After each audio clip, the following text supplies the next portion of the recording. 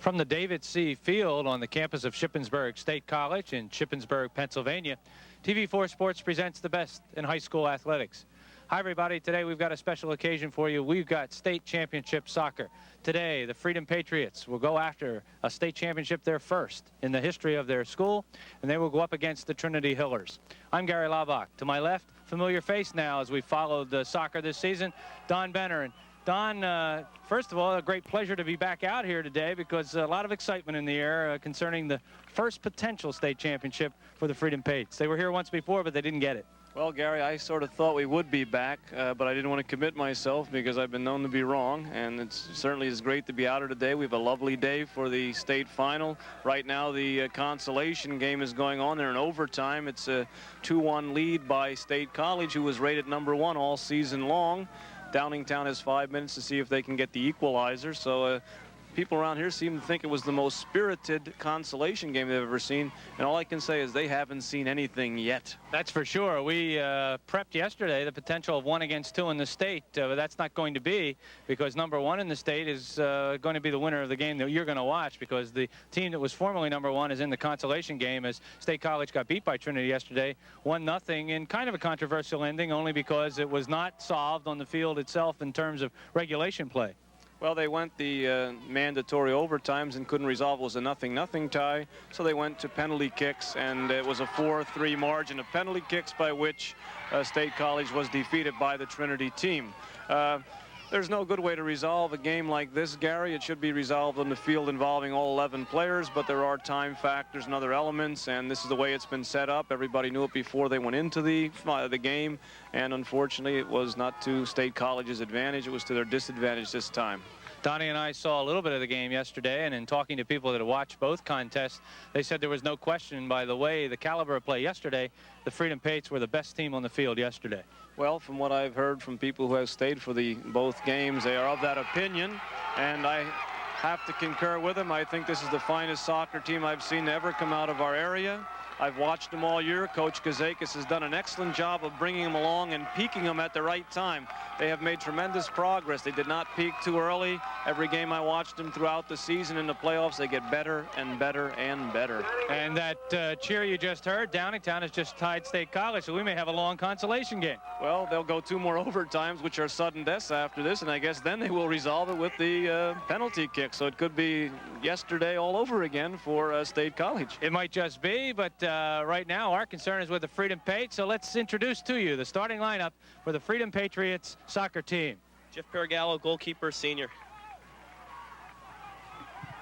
Cal Sarkozy, midfielder, senior. Brad Evans, fullback, senior. Carlos Guido, play fullback, and I'm a senior. Scott Reimers, senior, fullback. My name is Joe Penner. I'm a junior and I'm a fullback. Doug Gronwald, junior, midfield. Mike Armeo, striker, and I'm a junior. My name's Ed Pfeiffer. I'm a striker. I'm a junior. My name is Frank Sarkozy. I'm a sophomore and I play midfield. Hi, my name is Elder Morera. I'm a midfield and I'm a sophomore.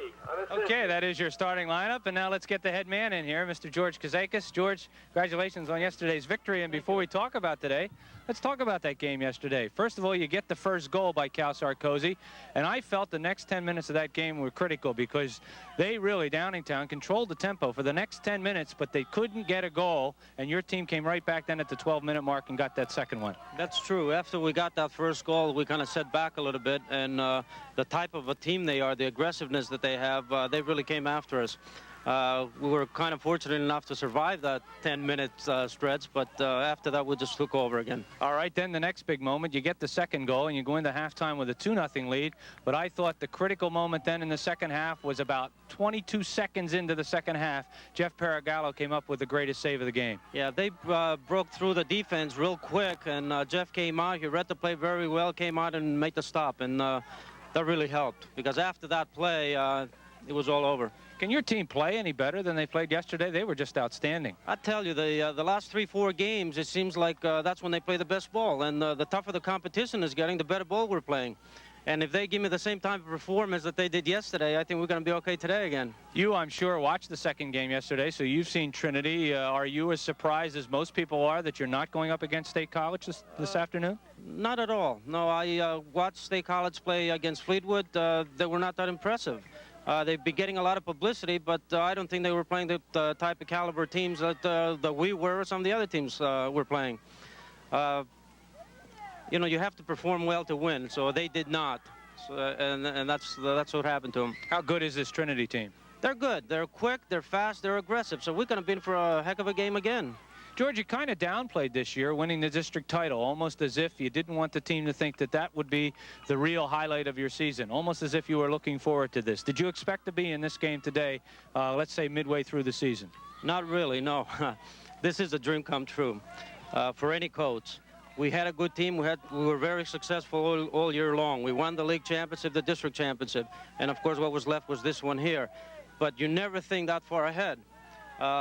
We had good time all the way up here, and here it comes down to the last game, and I just hope we win it. Are they an easy team to coach? They're very easy to coach, very easy to coach. They're outstanding young men. This is the best team that I coached for a long time. They all listen, they do what I tell them to do, and they perform very well. They work very hard. Let's go out and get one more. Okay. We'll see you after the game. Good luck to you, Coach. We're going to come right back to take a look at that Trinity Hiller lineup right after we take time out for this message. Have you heard about MADE? That's Martin's Auto Dealers Exchange. We call it MADE. It's our auto auction. It's at Martin's Volkswagen on MacArthur Road. We have changed, built, and beautified our big dealership, and now on Saturday mornings at 10:30, we have an automobile auction. You can buy a car, sell your car, truck, RV, motorcycle, and most of our cars have a 12-month, 12,000-mile warranty. Opponents today are the Trinity Hillers. They are 28-2-1 coming in. They were the #2 team out of District 7. That's not the case today. They're now, of course, the #1 team looking for a state championship. Let us introduce to you the starting lineup for the Trinity Hillers. Todd Hammond, forward, senior. John Alt, forward, senior. Greg Day, sweeper back, junior. Corey Stansky, right wing, junior. Jason Haar, midfield, senior. Brian Hammond, midfield, sophomore. Scott Ickes, left halfback, junior. Keith Hamilton, point fullback, junior. Scott Armstrong, fullback, sophomore. Steve Meller, fullback, sophomore. Greg Gato, goalie, senior. And the head coach of the Trinity Hillers is Art Richardson. And Art, first of all, congratulations for being here. First state championship game, I believe, for your squad. Yeah, it's the first time we've been here and this far. You know, in looking at your lineup and in talking to some people about your club, people are a little bit surprised because you're such a young team. You have a number of sophomores in that starting lineup.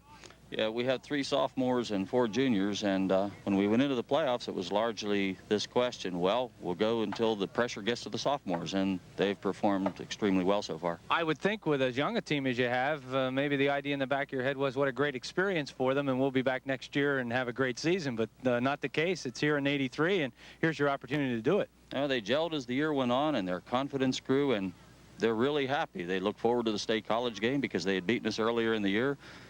We defeated Moon in the PIAA quarterfinals, and they had beaten us in the district finals. So the team is confident and enjoying it. So they're at their peak as far as you're concerned in the way in which they're playing. Right. Anybody who gets to the finals has to be peaking at this time. All right, let's look at your club a little bit. I see you have 3 outstanding scorers this year, although you have played a lot of games by comparison. 28 wins and 2 losses and a tie. 31 games is quite a few games. But who are your offensive stars? Well, my center forward is Todd Hammond. He has 35 goals. He's a senior, a pretty polished player. He's best at shooting and supporting right in the center area. The 2 wings, John Alt is a senior. He'll play on the left side. He's more of a playmaker type. He reads the game very well and adjusts to the support positions. And my junior right wing is Corey Sensky. He's got the speed and the skills, and he does most of our penetrating. To beat Freedom, you got to have a good defense. I know you have an outstanding sweeper, and let's talk about him a little bit. But Freedom's got about 4 or 5 kids that really attack you well. Who's going to have the burden of the pressure of trying to stop that 5-man rush? The whole defense has to stop them. I watched them play yesterday. They attack so well from the midfield. We have to be goal side. We have to defend in numbers. They handle the ball extremely well, and all the front runners, midfielders and forwards for Freedom, seem to be excellent shooters, excellent attack players. So we're going to have to largely channel them out of the shooting area, take the areas away from them, then counter as quickly as we can. Are you going to mark anybody in particular? No, you mark the man who comes into your zone tightly, and you mark the areas in front of the shooting cone, as we'll call it. You can't concentrate on any single man. Whoever's in the area is the man most likely to score. He's the one who'll draw the attention. We've seen outstanding goalkeeping so far in this tournament. How good is your keeper? I have a good keeper. He's a senior. He's experienced. He has good polish for a goalkeeper. He's not intimidated by the competition. He's played extremely well. And to this point, he seems very, very confident. He's big. He's 6'2". Well, Coach, the stage has been set. We expect an excellent soccer game, and good luck to your team, and thanks for stopping by and taking time. Thank you very much. Coach Art Richardson, the head coach of the Trinity Hillers. Well, the stage is set. We will be back with today's state championship game, the Freedom Pates against the Trinity Hillers, right after this message.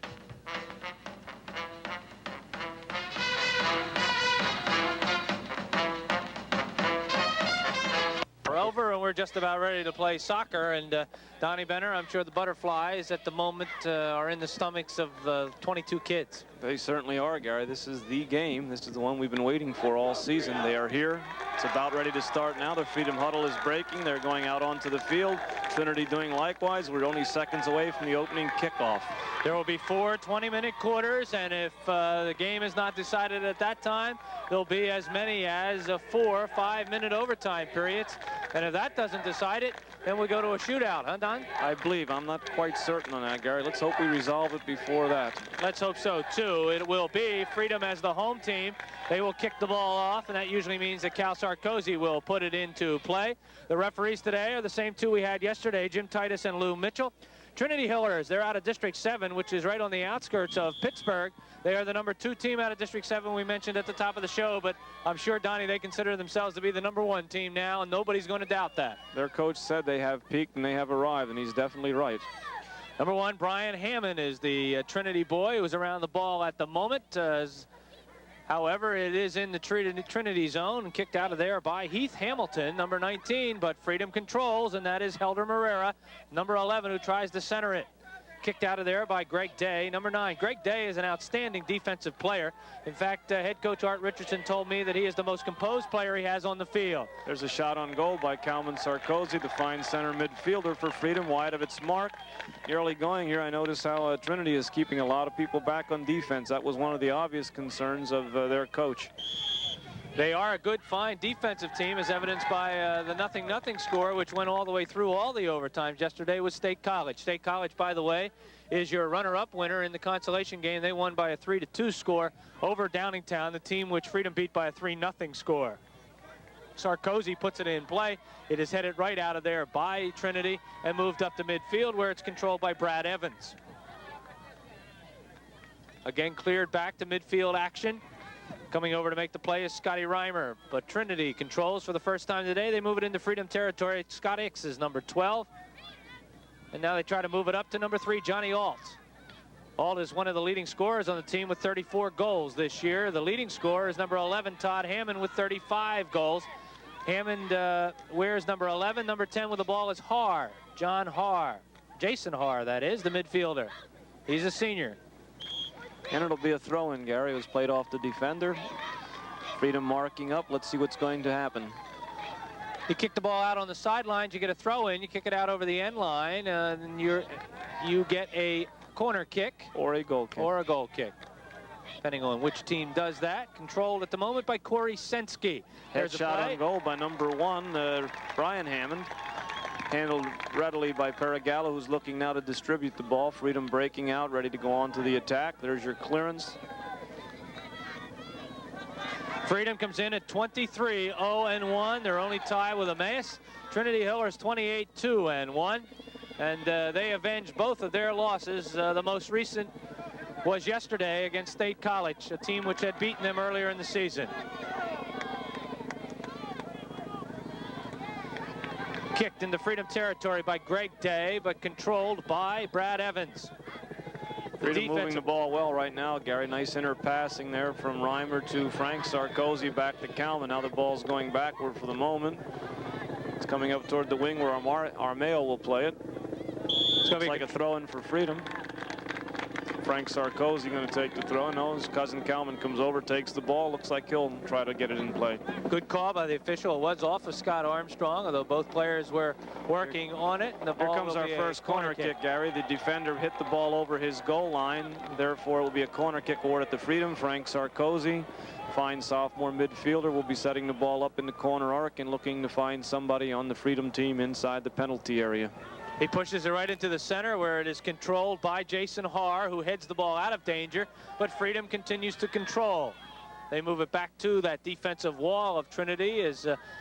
One of their keys, of course, is to try to keep Freedom off the scoreboard because of their offensive power. Cal Sarkozy controlling the ball, continues to control, finally kicked out of there by Jason Haar. Moves it upfield. Number 3 is Johnny Alt.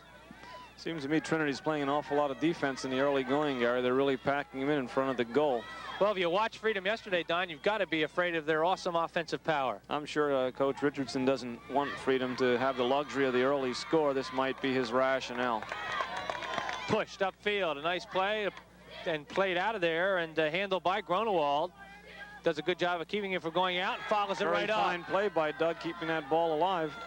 Freedom now on the attack again. Here comes Helder Marrero overlapping, playing a nice ball out to the outside to Frank Sarkozy. He'll be the first one to get there. He'll look to center. He slips and falls. It'll be a goal kick.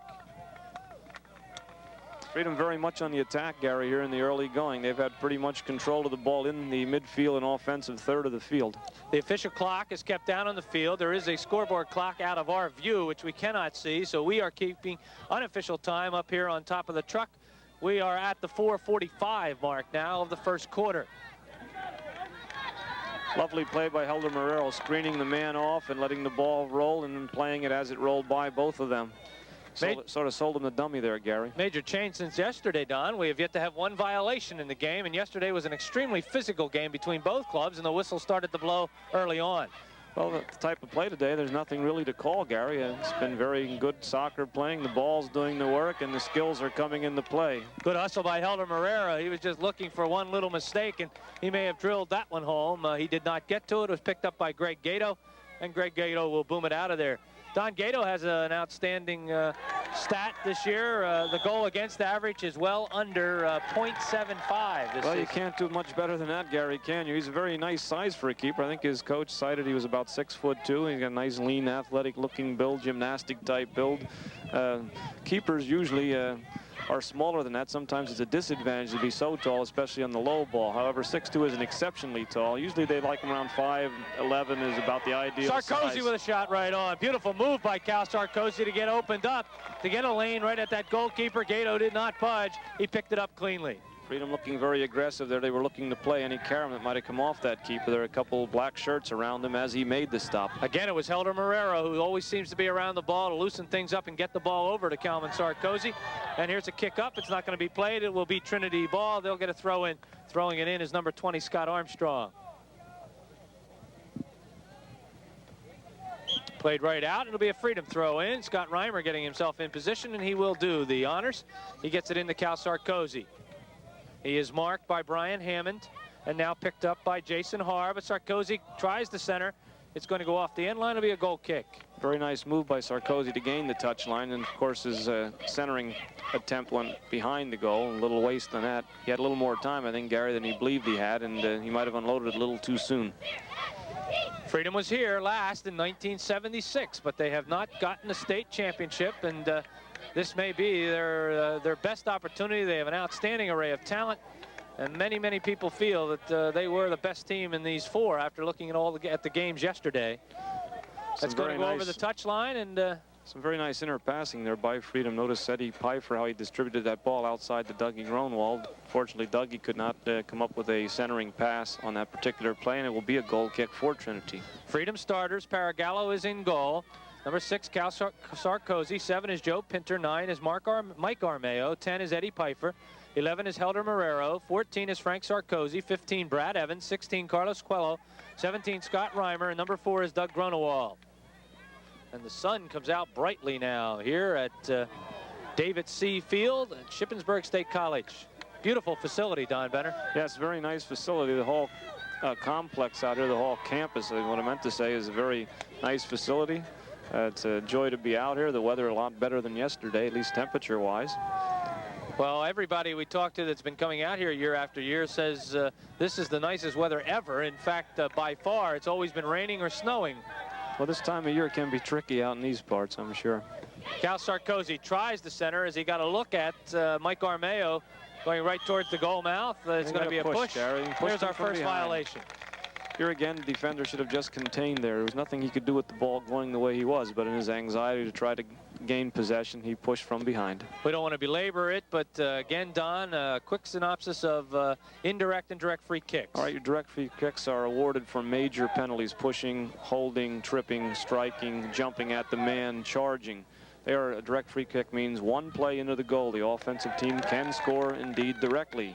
In fact, we had an important one yesterday. And we sure did when Calvin Sarkozy shot one just over the head of the defensive wall and put it in the back of the net for the first Freedom goal that loomed very big. Indirect free kicks, Gary, getting back to them, are awarded for your lesser penalties: improper charge, unsportsmanlike conduct, offsides, which we often see, and these type of penalties. Indirect free kick, there must be 2 touches before the ball can be played in the net. Now, it can be by either team, an offense touch to a defensive in or offense to offensive in. But if it goes straight in on 1 touch by a shooter, it's a goal kick coming out because the ball has crossed the goal line. Throw in by Helder Morera, and it immediately goes off of the head of a Hiller. And the ball played back into Freedom territory, but controlled by Scott Reimer. And it's been all Freedom, Don, here in the first quarter. Well, here again, as I say, Gary, they're putting everybody back on defense. There just aren't a lot of white shirts up there when they do clear the ball. Here's a little challenge by number 3, who is John Alt, the right wing of Trinity. But by and large, I think they're putting a lot at midfield and back on defense. Is there a tendency on the part of maybe an Art Richardson who looks at his team and looks at the Freedom Pates and says, hey, they got a little bit more talent than we do. Let's see if we can hang in there as long as we can, keep it a 0-0 score, and just hope we get a break. That might be his thinking. He didn't seem like that type of a person before the game. I thought he'd play a pretty straight-up game, but as I look here, I see most of the white shirts constantly back in the defensive third and midfield third of the field, and very little attack. Outstanding play by Carlos Coelho, who continues to move it upfield. Frankie can't control it. Frankie does control it now with a good trap. Nice chest trap. Well done.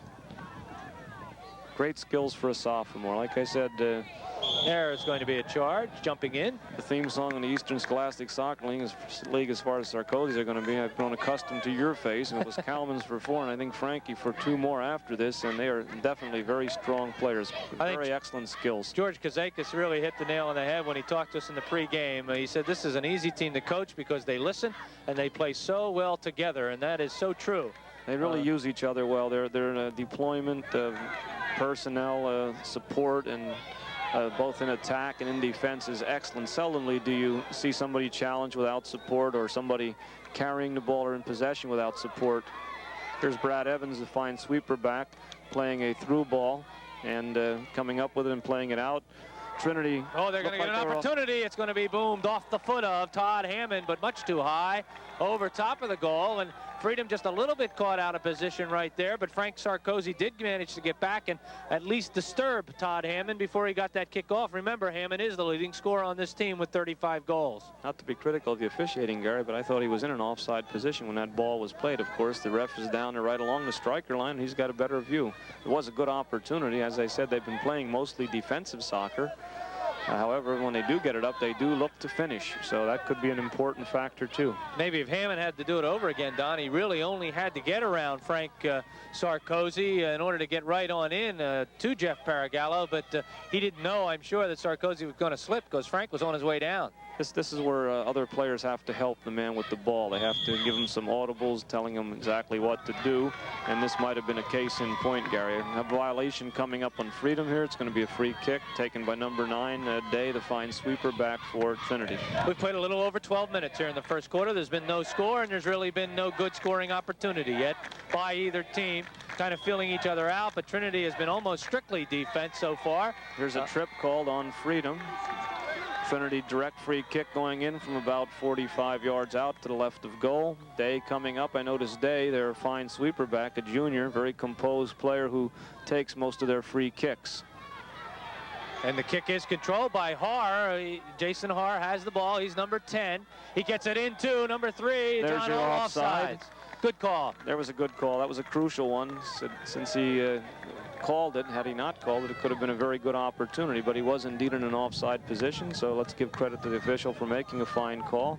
These are the same two officials, Don, who worked yesterday's game, and we were a little bit critical of the officiating in the second half because we thought maybe it got a little bit too rough. Well, play deteriorated when the third goal was scored. Downingtown actually was groping and trying to do anything they could to get on the board, and consequently play deteriorated. It's hard to be very critical of officials when that happens, although I think perhaps a yellow card at one point might have helped to slow things down a little bit. But they worked one of the better first halves I've ever seen, and so far today I think they're working a very nice game. The ball is kept from going out and then kicked out over the sideline by Greg Day.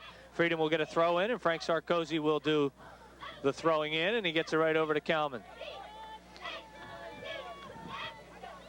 Nice run by Frank to give Kalman the touchline. And that's what we mean by helping the players out. Frank went infield and let Kalman go to the outside. And it looks like we're going to have a corner kick for Freedom. Number 20, Scott Armstrong could not bring the ball under control and put it over at the goal line. And here's Kalman Sarkozy taking that corner kick from the left corner. One of the best we've seen at doing this. He drops it right in there. Freedom almost gets the rush. It could not be controlled by Mike Armeo. He tried to trap it and then turn around and get a shot off. He could not do that. Good play by Brad Evans. Controlled by Cal Sarkozy. Back to Frank Sarkozy. Sarkozy gets it up. There's a trip. And they'll be called a direct free kick. It's outside the rectangle, very close to a penalty kick. Had it been about another 4 yards. Here's the shot, and it's going to be just wide, and they're not going to give him that shot, so he'll get another opportunity. Got to wait for that wall to form. Kalman did something very shrewd there. He saw a quick opportunity. The wall was 10 yards away. There was no reason to stop play. The ball was steadied, and he took a quick shot at the near post, which is a very good place to be going. However, the official doesn't like the placement of the ball. He wants it back about 2 or 3 yards farther than what it was, or at least a few feet, let's put it that way. So now you see a 4-man wall covering part of the goal. Kalman again taking the shot, and it's a little too high. Kalman went for it. Unlike yesterday, he was unable to come up with the score. That same situation occurred down to our right as opposed to this goal yesterday, and Kalman came away with a goal. That occurred in the second period, about 2 minutes and 6 seconds, I think, into that second period. Donnie, let's talk a little bit about one of the technical aspects that people may be wondering about. On the throw-in down here, we've noticed now on 3 occasions, Cal Sarkozy has gotten the throw-in and taken the ball right down to his left corner. I assume a good spot to center the ball and get a goal. Exactly, and the closer you can get to the goal line, the less chance there is for one of your teammates to be in an offside position because of the ball being in advance of him. So if they can gain that corner or goal line and distribute the ball toward the middle from there, it's a very great advantage. It's something they strive to get. Don Benner is our expert analyst, and he has just done an outstanding job all of 1983, as we've been happy to bring you a number of soccer games this season. Our largest amount of soccer games since we've started broadcasting them. Here's a push-up. It's going to be onside. Moving in is John All with a shot. It's a score! Well, that was unfortunate, Gary. They caught the Freedom defense flat. It seemed like they were strung out in a straight line. There didn't seem to be any depth or support to the defensive deployment, and consequently the ball went through and cleared all the defenders, and no one could really put a challenge on it. Left it squarely up to Jeff. It appeared Jeff did get part of the ball, but he did not have enough to keep it from going into the net. Now this will be very important to see how Freedom will perform after this score. The other night they were scored on twice in the third quarter, and that really brought them to life. John Alt gets that goal at the 16-minute, 15-second mark of the first period. And that is the first goal in regulation that Trinity has scored in this tournament. But they certainly got it. And Don, as we mentioned, they've been playing defense the entire first quarter, but they got the opportunity and took advantage of it. They have some quick people up front. John Alt in particular, very quick. Number 2 also Corey Sensky, very quick forward. And number 10 up there, Jason Haar. 3 boys that can really move with the ball and to the ball. John Alt gets his 35th goal of the year, as now that ties him for the club lead, and he simply had no doubt about it. He was onside, he collected the ball, and he pushed it right past Paragallo, and so it is a 1-0 Trinity shot, lead. Gary, very well placed shot. You got a violation. It's going to be against Freedom. I believe tripping is the call. That was the call, Gary. 17 minutes, 7 seconds we have played now into the first quarter. So a little over 2 minutes now left to play as the clock continues to run, except after a goal is scored, or in case of a lengthy substitution, or in case of an injury. Other than that, the clock continues to run. Ball will be boomed out of there by Greg Gato. And even with the wind blowing in his face, the ball easily comes to midfield. Nice clearance. He has a very strong boy, Gato. Todd Hammond will try to collect it. He does not get to it. I believe the assist, Don, in that first goal, this is unofficial, but I think it was Corey Sensky, number 2, who pushed the ball over to I think you are right, John Alt. Gary. Here comes Helder Marrero carrying and looking to play a long ball. There's Eddie Pfeiffer going toward it, being challenged by number 15. Pfeiffer gets in good position, though, to have it go over the end line and get a corner kick. Gets tripped up in the meantime by Stevie Miller, but it will be a Freedom corner kick. Cal Sarkozy going to take this one again. He had a beauty the last time, Gary, only there were no black shirts around to do anything with it. Let's see whether Kalman can again come up with another nice corner. He has a very fine corner kick. Both he and his cousin Frankie, who seem to take most of the corners, are very accurate and put the ball into play where you would like it. Ball is played right Another into corner. the chest of Scott Ickes, and it goes out over the end line. I'll go right back to the corner. There's a minute and a half left here in the first quarter. Donnie, most of the time in a soccer game, you might be a little worried, but Freedom is a pretty good catch-up team. Oh, yes, they are. I'm sure that they're not going to get down in the mouth about that. They're going to be looking to get that equalizer. There's going to be a shot. It's going to be controlled in the front and finally picked up by Greg Gato. The shot was by Helder Marrero. He didn't quite get all of it, and it was knocked down in the front by Scott Armstrong, number 20, and Armstrong just simply left the ball for Gato, and Gato booms it out of there. There certainly was a sea of white shirts around the ball, wasn't there, Gary? Yeah, they have been playing outstanding defense, as evidenced by the shutout here in the first quarter, but we do have a goal. It's scored by the Trinity Hillers here in the state championship final. PIAA, the first quarter score. The Trinity Hillers 1, the Freedom Patriots nothing. We'll be right back with the second quarter.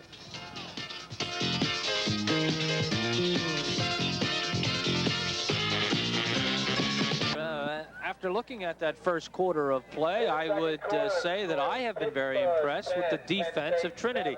It obviously is their game plan to center on defense and make that their commitment, at least in the first quarter it was, and to take advantage if Freedom gives them anything. And sometimes if you become so offensive-minded, maybe you do forget a little bit about that defense and let the other team get a break. I think George was just commenting on that in his huddle. I heard his voice clearly up here. He was very disturbed with somebody apparently forgot to mark somebody or do something that led up to that goal. I guess they were overextending perhaps on attack. It'll be interesting now to see if indeed the Hillers do open their game up a little bit now that they have the 1-goal lead. It's, to my way of thinking, if they play all defensive soccer the whole day, I'm sure Freedom will get the equalizer, the type of team they are. I've seen teams try to play them that way, and it just ends up, it just doesn't work out. You cannot give them the attack constantly. There are too many talented players that can find the back of the net. So with a 1-goal lead, perhaps now we'll see Coach Richardson open things up a little more and perhaps put a few more guys up toward midfield in support of his attack and try to control the ball a little more. Before, they played an awful lot in their own defensive third of the field, and that is never good. Don, history has told us in watching the Freedom Patriots this year that you really need maybe 3 goals if you're going to beat them. Well, George says we always spot them one, and that's what he was quoted yesterday as saying, and they don't worry about it. I watched them down 2 the other night against Central Dauphin. I saw them get 3 lightning quick goals in about a 10-minute span, so they are a very explosive team, Gary. Nice play by Mike Armeo as he looks to push the ball up. He has it intercepted and played up by Scott Ickes. And Ickes trying to look for John Alt, but it's controlled and kicked out of there by Joe Pinter. And now play is at midfield. Dangerous play. There was an example of a boy in the air with his foot raised at a level that was dangerous to other players to attempt to play the ball, and the official right on the spot made a good call. Greg Day was the boy who was whistled down. Very composed player. It was a smart play to make because the ball could have been trouble had he not been able to do something with it. Cal Sarkozy was looking for Frank Sarkozy to go towards the goal. Instead, Frank pushed out on the wing, and they just misread each other a little bit, and that was the error there. Falling down, John Alt controls, and he gets a shot off Paragallo right there. And I believe Scott Reimer was the boy who fell down, and all of a sudden... I think it was Brad Evans that went down, right. Our central defender, our sweeper. He went to cut and change direction. As we mentioned earlier, Gary, we alluded to the fact that the field is in a few spots still slippery because of the time of year it is and the fact that it gets pretty cool overnight and the warm days bring the soft turf out. It was much softer yesterday, but it does still appear as if the sod is just a little bit loose, and it leaves the turf rather easily and goes out from underneath your feet. Chasing the ball for Freedom is Eddie Pfeiffer. Eddie trying to control. Eddie playing with that flak jacket on that he's played since the District 11 championship game. Well, I'm sure at this point the bruised kidney is coming along pretty well, but certainly is a good safety precaution. We certainly would not want any further injuries of this nature to him. Nice play by Todd Hammond, but he gets double teamed by Brad Evans and Carlos Coelho. And Evans brings the ball up and gets it to Gronewald. Back to Evans. He's looking for Sarkozy. Sarkozy is taken down by number 19, Heath Hamilton. Heathen challenging, got a piece of Kalman, took him off the play, and it was called a push by the official. Here comes a direct free kick. Kalman looks like he's going to take it. The ball's about 45 yards from goal and off to the extreme right side. Freedom moving into the penalty area. They're on about the 6-yard line. Kalman's going to try to play it up. He plays it to Joey Pinner on an overlap run, and Joey attempts to center. It's headed out by the central defender, number 12, Scott Ickes. It'll be a throw in. It'll probably be played right to Sarkozy, who will probably take it down. No, he's not going to that corner this time. This time he's going to bring it right in. Good Beautiful tackle, number 3. John Alt. John Alt doing it all, offense and defense, Gary.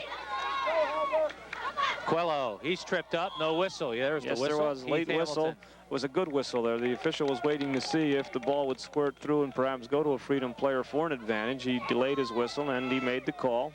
Sometimes they get criticized for making that late call, but in this game we have an advantage call, and this is what he was looking for, to see if there would be an advantage to Freedom.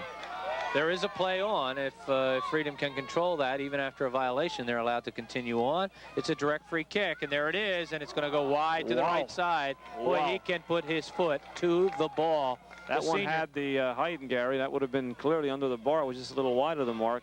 But I'll tell you, they're going to have to do something as far as the wall anytime he's taking a kick from that distance. You got to think twice about standing in there. Well, you got to have a little bit of courage to play this game. Nobody ever said you didn't. Quote in the paper today was, Cal said, what you do is you maybe shoot it right around their head top, and most players are going to duck out of the way. That's instinct. Yeah.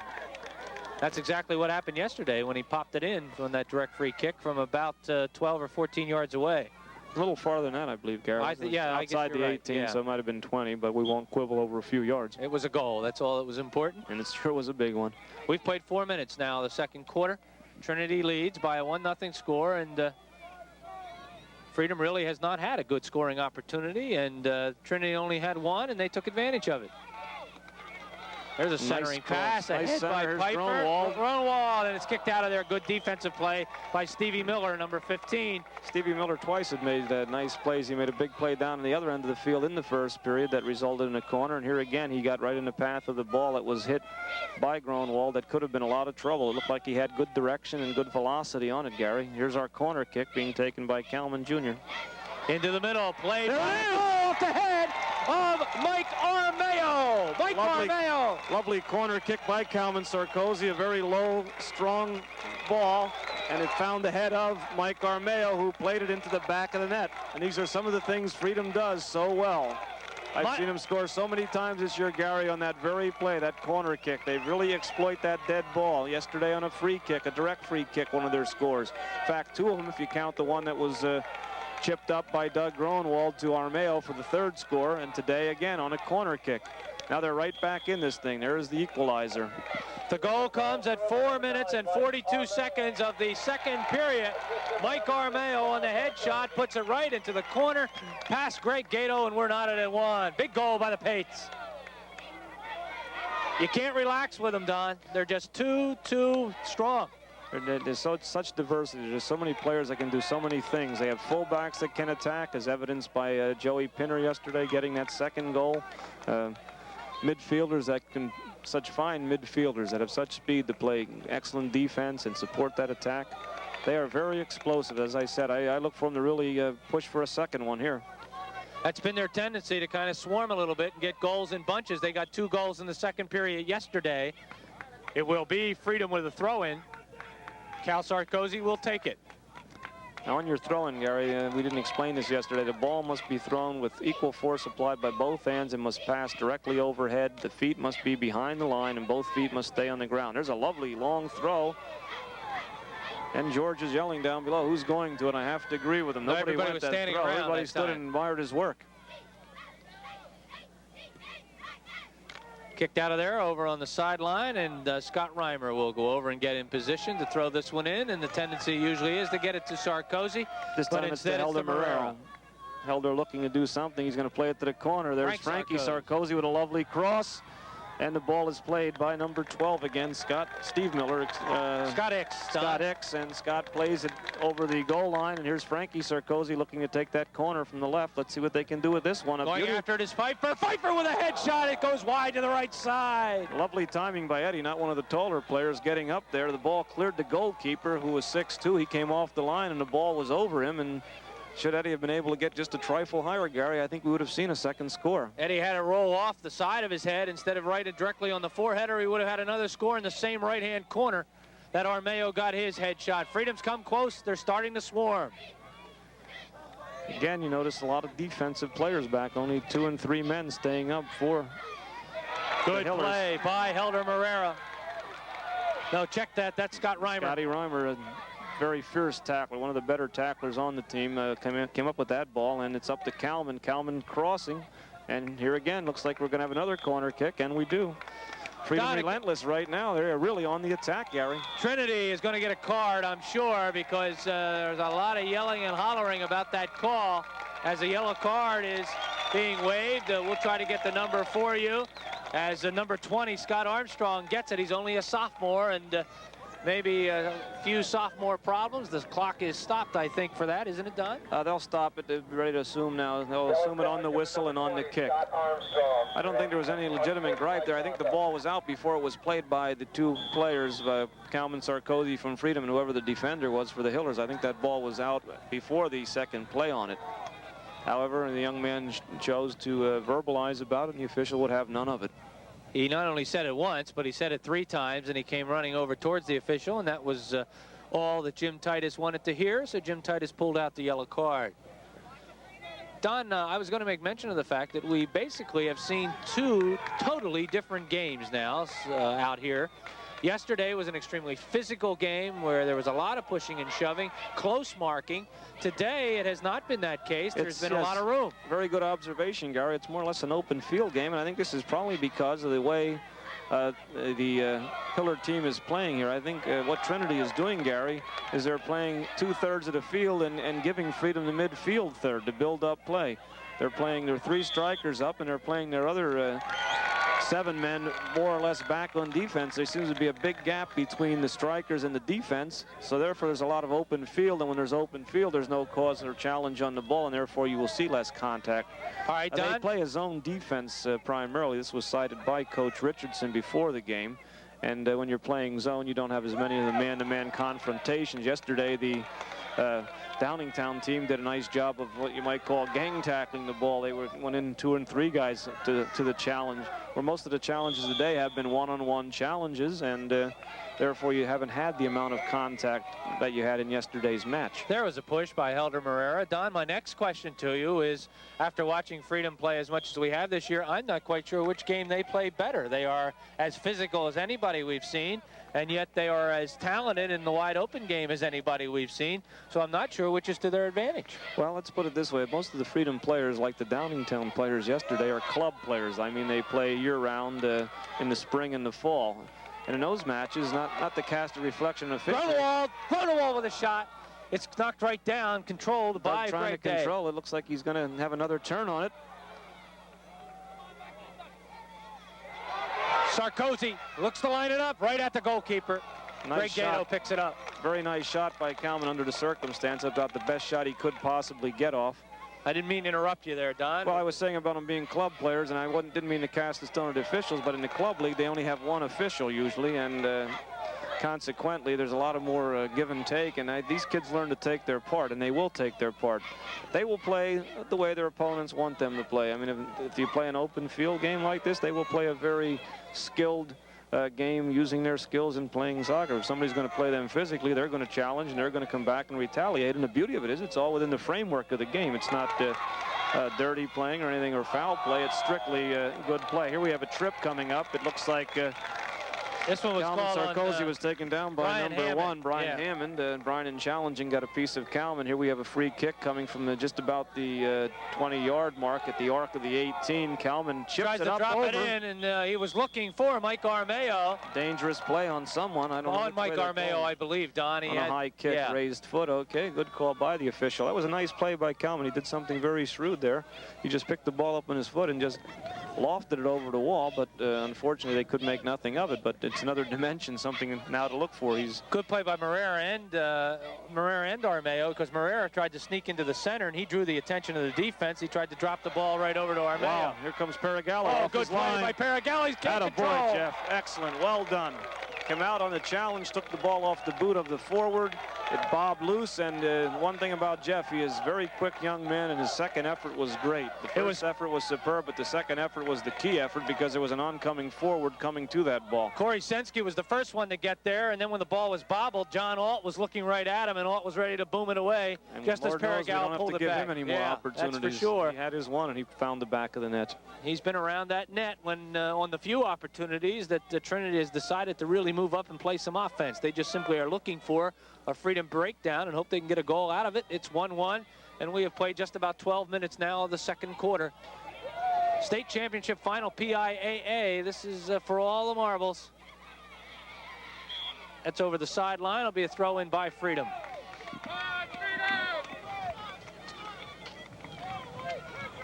Sun has gone back in under the clouds, but it's not an uncomfortable day here at all. There is a slight breeze, but not as cold as everybody thought it might be. Not nearly as cold as the District 11 championship game was.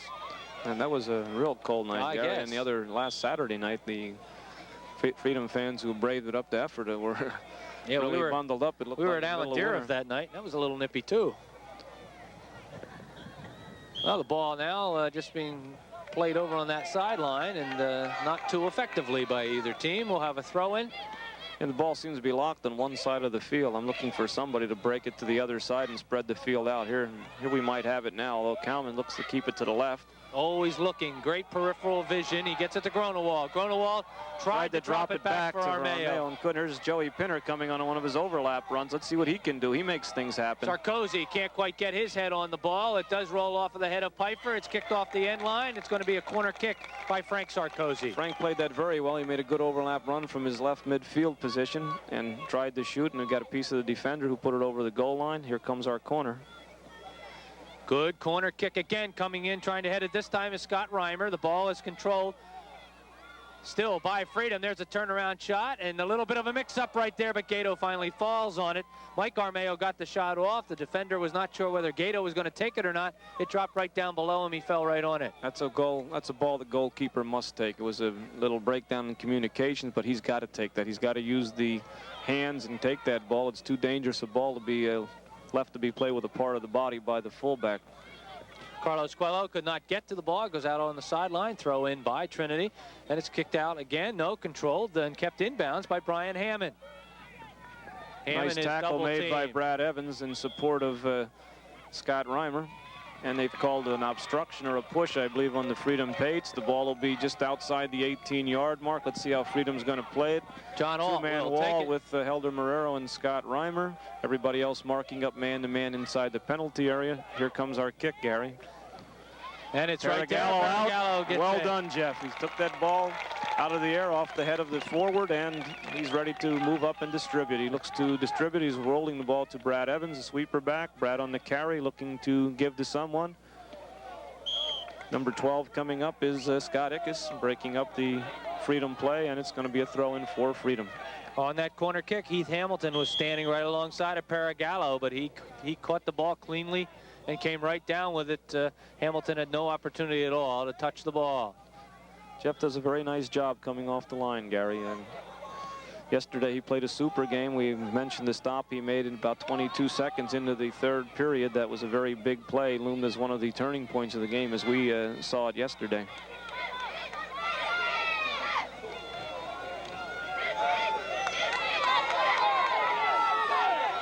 Moving it up, Cal Sarkozy now controls, makes a beautiful move, tries to push it up to Pfeiffer. Well, he and Pfeiffer, a little misunderstanding. He thought Ed was going infield, and Ed chose to take an outside route, and Kalman played the ball straight through on a through pass, and Ed was not there. So they're talking about it now, and I'm sure they'll get it straightened out. Joey Pinter controls. We're going to get a jumping at the man call on number 4, Doug Gronwald of the Freedom Pates. Free kick coming up, being taken by number 9, I believe, the fine sweeper back, Greg Day. Day gets a good one off. It's controlled immediately by Todd Hammond, who tries to push it off to Alt. Alt has it. He's pushed, and it's going to be against Freedom. Frank Sarkozy. Frank says, what did I do? And Alt said, let's put the ball right back in play. And Freedom's going to have to build some kind of a wall here. That ball's about 21 or 22 yards out and almost dead center. It's about a 4 or 5-man wall being built. I see Joey Pinner, Brad Evans, Scott Reimer, and Helder Marrero all in it. Other Freedom Pates marking up: Frank Sarkozy, Carlos Caleo, Doug Gronwald, now Kalman Sarkozy joining it, and everybody's coming back. To the left and right of the ball, we have Pfeiffer, and we have oh, good stop by Cal Sarkozy. They tried to just double touch that time, and the kick came off, I believe, the foot of Jason Haar. 3 sophomores in the starting lineup for Trinity, so they may be heard from again next year. Brian Hammond is a sophomore. Stevie Miller's a sophomore, so is Scott Armstrong. And they've got 1, 2, 3, 4 juniors, Don, so that's a young team to be here in the state finals. 7 of the 11 in the final game being underclassmen. Freedom likewise started with underclassmen. They got Joe Pinters, a junior, at right fullback. They've got Doug Gronwald, a junior. Eddie Pfeiffer, a junior. Helder Marrero, I believe, is only a sophomore. Armeo's a junior. Armeo's a junior, and Sarkozy's a sophomore. So it's about the same both ways. Both of them really have young clubs. A lot of teams that come out here, Gary, as you know, in a state final, you build for that 1 year, and you come out here with a lineup of mostly seniors. Here's a free kick by sweeper back Greg Day. Just about 2.5 minutes now to go in the second quarter. It's tied 1-1 as Trinity got a goal in the first quarter. Freedom came back and got a goal at the 4:42 mark of the second quarter. Nice ball by Kalman Sarkozy to Doug Gronwald in an overlap run. Doug looking to chop. Now he's going to try to go into the middle of the field, I believe, and he does. Armeo was there, but it was number controlled 20, by Scott Armstrong. Joe Pinner doing the same. Nice ball. Could be trouble. Frank Sarkozy looking for a shot. It's over top. Frankie right there as the ball had gotten by Armeo, and Gato was looking for Armeo and did not quite see Frank Sarkozy. He got over there, but Frank just couldn't get the ball low enough. I think what Frank should have done with that ball, but hindsight's 20/20 vision, I think he should have played it very briskly across the goal mouth, because the keeper was trying to cut the angle, and he could have perhaps played it to another player at the angle he was at. He didn't have much of a shot. And Eddie Pfeiffer was over there. Of course, he only had a second in which to make the decision, and in fairness to him, it's a split-second decision, which we see it wonderfully from up here, which down there, of course, it does not look that way. It's going to be a throw-in, Gary. Yeah, it goes off the sideline, not the end line, so it will be a throw-in. Going over to get it is John Hall. It's almost like a corner kick if you have a strong thrower. Let's see how Freedom does it. They're going to mark up. Is this Greg Day coming up to take this? It is number 2, Donnie. That's Corey Sensky. Corey Sensky, one of the forwards. He looks like he's a strong boy. There's a lovely nice throw in. Brad Evans playing it on a nice half volley out of the penalty area. Kalman Sarkozy challenging. There's a play on, Gary. The ball hit the hand of a defender, number 19, Heath Hamilton, but they played on, which was a good call again by the officials. Boy, Armeo is playing like a man possessed today. He has just been around that goal so many times and really hustling that time to try to get a potential shot on. We're under now, 1 minute to play, as there is a jumping in call on White. Call is against Brian Hammond. Just about 35-40 seconds to go. Our clock unofficial. I think Freedom would do well to exploit this quickly. There it is. It's being played. There's Brad Evans on a run through. Playing the ball to Helder Marrero. Helder looking for Joe Pinter coming up from an overlap position. Joe looking wide. There's Doug Gronwald. Let's see what Doug's going to do with it. Here comes the cross. It's going to be controlled by Gato. Has Pfeiffer standing right on the doorstep. Gato played that well. Gary read it well all the way, was in control, but a nice ball distributed by Doug Gronwald. Quello just took a shot right in the face. I think he caught one right in the nose. He tries to shake that off a little bit, and he appears to be all right. Gary, on any day, particularly in a cold day. Very tough customer out there, Carlos Quello. He had that mark yesterday on, was it Evangelista or Forgione? One of them, very physical boy, and he shut him down completely. That was one of the most important jobs of the day done by the Freedom Pates yesterday. There's Eddie Pfeiffer playing a lovely ball. Gronewald looking, keeps control, trying to center now. Head ball. There, it's a head ball. It's just to the side. Looks like Mike Armeo. Mike just couldn't get enough of it, but it was a lovely crossing ball, and there's our gun, Gary. There it is. That's our first half. Well, it was 0-0 when we started. We've had 2 goals, but the result is the same. We're still knotted. The first goal at the 16-15 mark by John Alt of Trinity. The second goal at the 4:42 mark of the second period by Mike Armeo. Our halftime score, the Trinity Hillers won, the Freedom Pates won. We'll be back with a second half action right after this timeout. Okay, we are back. Play has just begun here to start the second half of play. It's tied at 1-1. And the ball is going to be quickly placed into and controlled by Greg Gato. And Don, I'll make a quick observation, and you respond to it. By watching the first half, I'm convinced that Freedom has the more talent out there on the field, and that what Trinity is just doing is putting many defenders back to play defense and hoping to get a scoring opportunity. But I think it's been all Freedom, but my major concern is that it's tied and Freedom is not winning. Well, my major concern is the fact that they have 3 nice strikers up front, and number 2, who happens to be Corey Sensky, and number 3, who we had seen as a scorer in this game, John Alt, and I believe the other one is number 11, if I'm not mistaken, Todd Hammond. And although, as you say, they are playing a very defensive game, they still have gotten that 1 goal, and they're looking to play that ball up there. Freedom, of course, is sticking with their typical game. They're playing like Freedom has played all year. What a play. Armeo with a shot. What a save! Oh, what a save by Greg Gato. Greg Gato coming off the line, cutting the angle, and using his height to take that ball as it was played by Mike Armeo. There's a push on Freedom. It'll be a white free kick. Coming up to take it is Greg Day, the sweeper back. Armeo just with an outstanding play to get by, and then he got a good strong shot off, and Greg Gato needed all of his 6'2" plus his arms outstretched to get the ball and stop that one. A good opportunity by the Pates, but all for naught, no score. It's 1-1. I noticed Carlos Caleo is coming back and doing a little bit of man-to-man marking on number 11, Todd Hammond. I think that might have been something that George might have spoken about at the half. He was not very happy with the goal that was scored on them.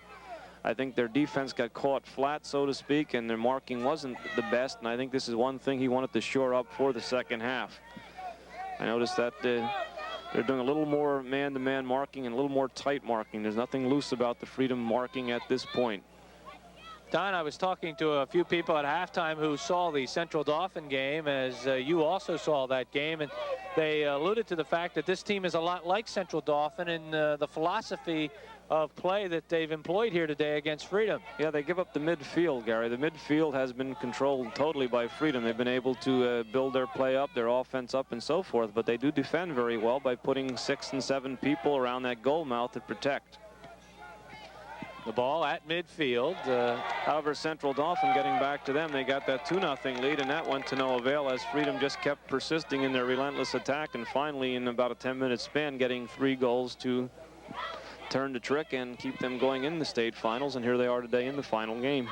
Freedom came very close to 2 more goals, both on headshots, and they got their goal with a header by Mike Armeo. Armeo had another opportunity, and so did Eddie Pfeiffer have an opportunity. Kalman Sarkozy coming through on a carry.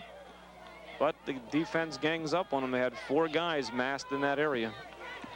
Joe Pinner coming up and doing a nice job. Of course, I think he's being called for a push, and I don't know about that one. No, it's going to be against the other way. Yeah, it's against Alt. Joe doing a very nice job of dispossessing Alt, coming up and beating him to the challenge and playing the ball out. And was pushed down to play. It's going to be a free kick for Freedom. Looks like Brad Evans will take it. And again, everybody back for Trinity. They just clog up that area. They have been totally defensive-minded here so far in the game. And they just simply pushed the ball up one time and got it to Johnny Alt. And in doing so, he went right in and got himself a score. This has happened to Freedom before, Gary. We mentioned the Central Dauphin game. Another game, I don't know if you saw it or not, was the Salisbury game back in District 11 playoffs. Salisbury got a 2-0 lead, or a 2-1 lead at one juncture of the game, and they had 4 shots on goal for 2 scores. They played all defense. Ball finally kicked out of there by Greg Day, but still Freedom right around it and controlling. Scott Reimer with the ball. Reimer has it kicked off to the sideline. It's going to be a throw in by Trinity. Scott doing a nice job coming up from his fullback position to support the attack there. Now Freedom marking very, very tight at the moment. Scott Armstrong will throw it in. He does. He's looking for Corey Sensky, and Sensky may be and is the first man to get to the ball. Intercepted by Gronewald. Gronewald with a shot. It's just tipped over top of the goal. What a lovely save by Gatos. Give that young man credit. That was a beautiful save. He used his full 6' 2" of height, and he did the smart thing, Gary. The ball was up high, almost at the 8-foot mark, so instead of trying to catch it, he parried it over the top and gave them the corner kick. But Doug made a very nice aggressive play, stealing an inner pass being made, breaking through and getting a good shot on goal. One of the better Freedom shots for the day. The impressive thing was he never panicked at all. He got the ball by and then got a great shot, and only Gato's 6'2" frame managed to keep it from going in. Controlled again by Freedom. Kicked off to the sideline. I think it's going to be Freedom with a throw-in. Armstrong is the one who kicked that one out. It was either Armstrong or Reimer. The official said it was Armstrong in the white and blue. And the black and gold get to throw it in. Ball played up to Corey Sensky, but controlled by Freedom. That's Carlos Coelho. There have been no substitutions in this game. That sort of tells you the importance of the state championship. No coach has brought in anybody else. And George usually does sub a little liberally at times. Armeo controls. Armeo has been a ball of fire all day long. There's that nice ball, Eddie Pfeiffer. Eddie Pfeiffer playing it back to Frank Sarkozy. Frank's going to get a shot. He booms it into Armstrong. Good play by the sophomore. I'll tell you, Donnie, Scott Armstrong, despite that little show of temper early on, has played a fine game. Very composed young man for a sophomore. Very fine defender. One of their best offensive players with the ball, Johnny Ault. He has the goal, but controlled. Freedom gets it back. Oh, there's Greg Day slipping, but again, on the spot, number 20, Scott Armstrong playing the ball into touch, giving Freedom a throw-in.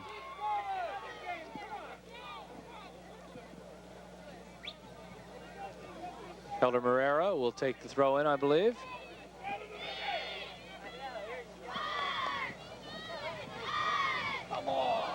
A little pushing and shoving, nothing called. There's your play on advantage. Joey Pinner keeping control, taking a shot on goal, left foot shot, wide of the goal. It'll be another goal kick for the Hillers.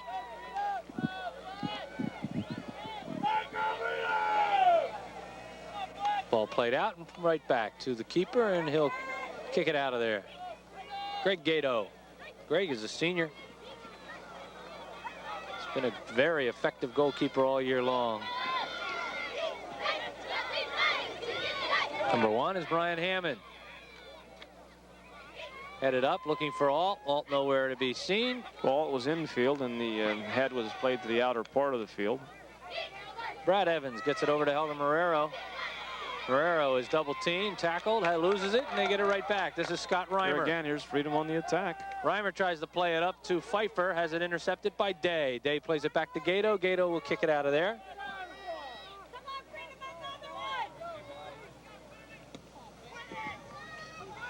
Played just about 8 minutes here of the third quarter, and we are tied at 1. Shippensburg State College. This is the David C. Soccer Field. SEE.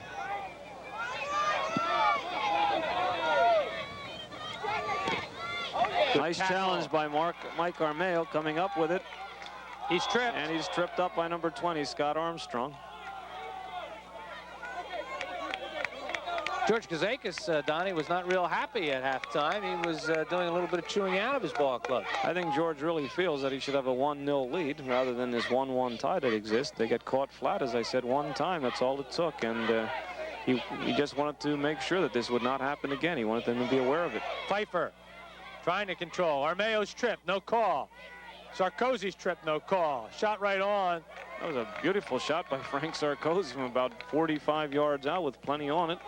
Had to be handled by the keeper, and he's going to distribute the ball now. It's going to be lost on the sideline. There's one of the few times in this whole game that I did not see good skills. I think Joe could have made a better choice, perhaps played the ball on his thigh or a chest as he came to the ball and brought it under control. He tried to first time it, and when he did, it went out of bounds. However, Freedom regains it. Good play by Joe Pinner that time. The whole midfield, Gary, belongs to Freedom. Yes, it does. Their build-up play, it's there. They're moving the ball at will, but they just can't put a finish on at the moment. Lovely play by Doug Gronewald. Lovely trap and bring it under control in the side volley. Remember yesterday, this Trinity team did not score at all in regulation play and then 4 overtimes, but neither did their opponent. And in talking to people that saw that game, Don, there really weren't a lot of offensive plays in that one. It was almost as if, to quote some people, nobody wanted to win it. Well, that's what the understanding I got. It was really a marathon of a game, and that's one thing that does kill the sport of soccer when you get this type of negative play with nobody really attacking. Now, this is not the case today. We have a 1-1 tie, and you have to say that Freedom has really been on the attack and looking for that second goal. Freedom has absolutely dominated play. The ball has been in their offensive the first sub of the day, field. Gary, number 5. I think it's Todd Denham coming in now to replace Eddie Pfeiffer at center forward. Eddie took a little shot in there earlier, and we had alluded to the fact earlier that he has that flak jacket on to protect the kidney area, and that might be a factor in the substitution. Centered. Nice centering play by Pinter. Controlled by Frank Sarkozy.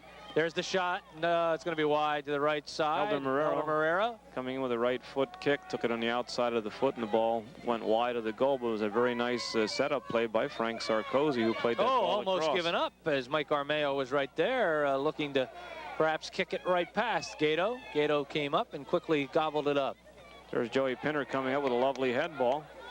Let's see what they can do with the challenge. Looks like they'll play it to their keeper, and he'll distribute. Looks for Armstrong, decides to boom it out of there. Gets it over everybody's head, and it drops it midfield. There's Carlos Caleo doing an excellent job of challenging number 11, Todd Hammond. I mentioned that he really tightened his mark up on him to start the second half. There's a handball called. He's done an excellent job. Cal Sarkozy.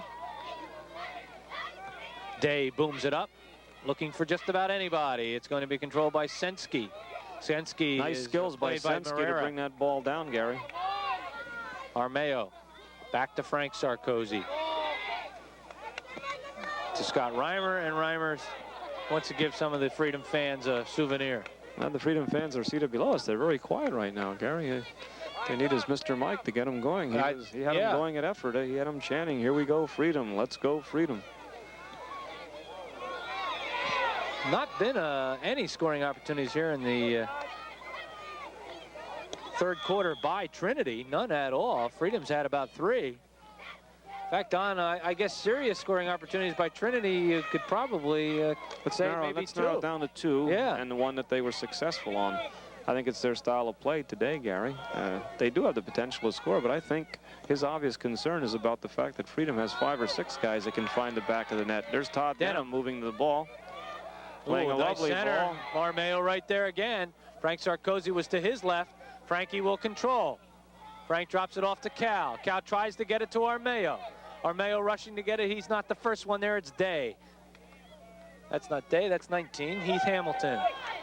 There's Elder Marrero making an interception, passing to Armeo. Armeo looking to get it right back inside. It's scooped up by Gato. That's about the best he could do with that ball, Gary. The keeper cutting the angle and easily handling it. Gato's doing a nice job. All right, Don, you were an ex-soccer coach. Let's talk a little bit about how you would come into a game to play against the Freedom Pates. Is the philosophy that Art Richardson is employing here today a good one? Well, my own philosophy is I don't like to play one aspect of the game being either a totally offense or totally defensive game. I don't know, I always liked the quote that was in the paper one time by a basketball coach relative to a preference toward offense and defense. He said, I like offense because I noticed at the end of the game the team with the most points always wins. And I think that's about the way I've always felt about the game. I like to be a go-getter and try to get it now. Of course, in overextending on attack, sometimes you're vulnerable to the counterattack, as was evidenced by the goal they scored. It was a result of over-aggressive play and maybe over-supporting and not enough defensive mindedness by the Pates at that moment. However, I noticed in the second half there's a little more defensive mindedness in that back line. The game obviously becomes more and more critical as the clock winds down. We are now approaching the 14-minute mark of the third quarter, and we are tied at 1. If you just tuned in, John Ault of Trinity got the first goal at 16:15, really the first opportunity they had in the game, as they got the ball finally into Freedom territory and were successful doing it, as Ault took it from Corey Sensky and went right in and scored. He was free all by himself. Then in the second period at the 4:42 mark, Freedom tied it up on a corner kick by Cal Sarkozy. Mike Armeo came in, headed the ball right up into the upper right corner past Greg Gato, and we are tied at 1-1. Yeah, I'm thinking, Gary, relative to that question you posed a moment ago about the style of play by Trinity. Perhaps this is a lot of their style of play. He certainly couldn't have come up with a game plan like that in an overnight after seeing Freedom. It must be their basic style of play. He has those 3 boys up front that have scored a lot of goals.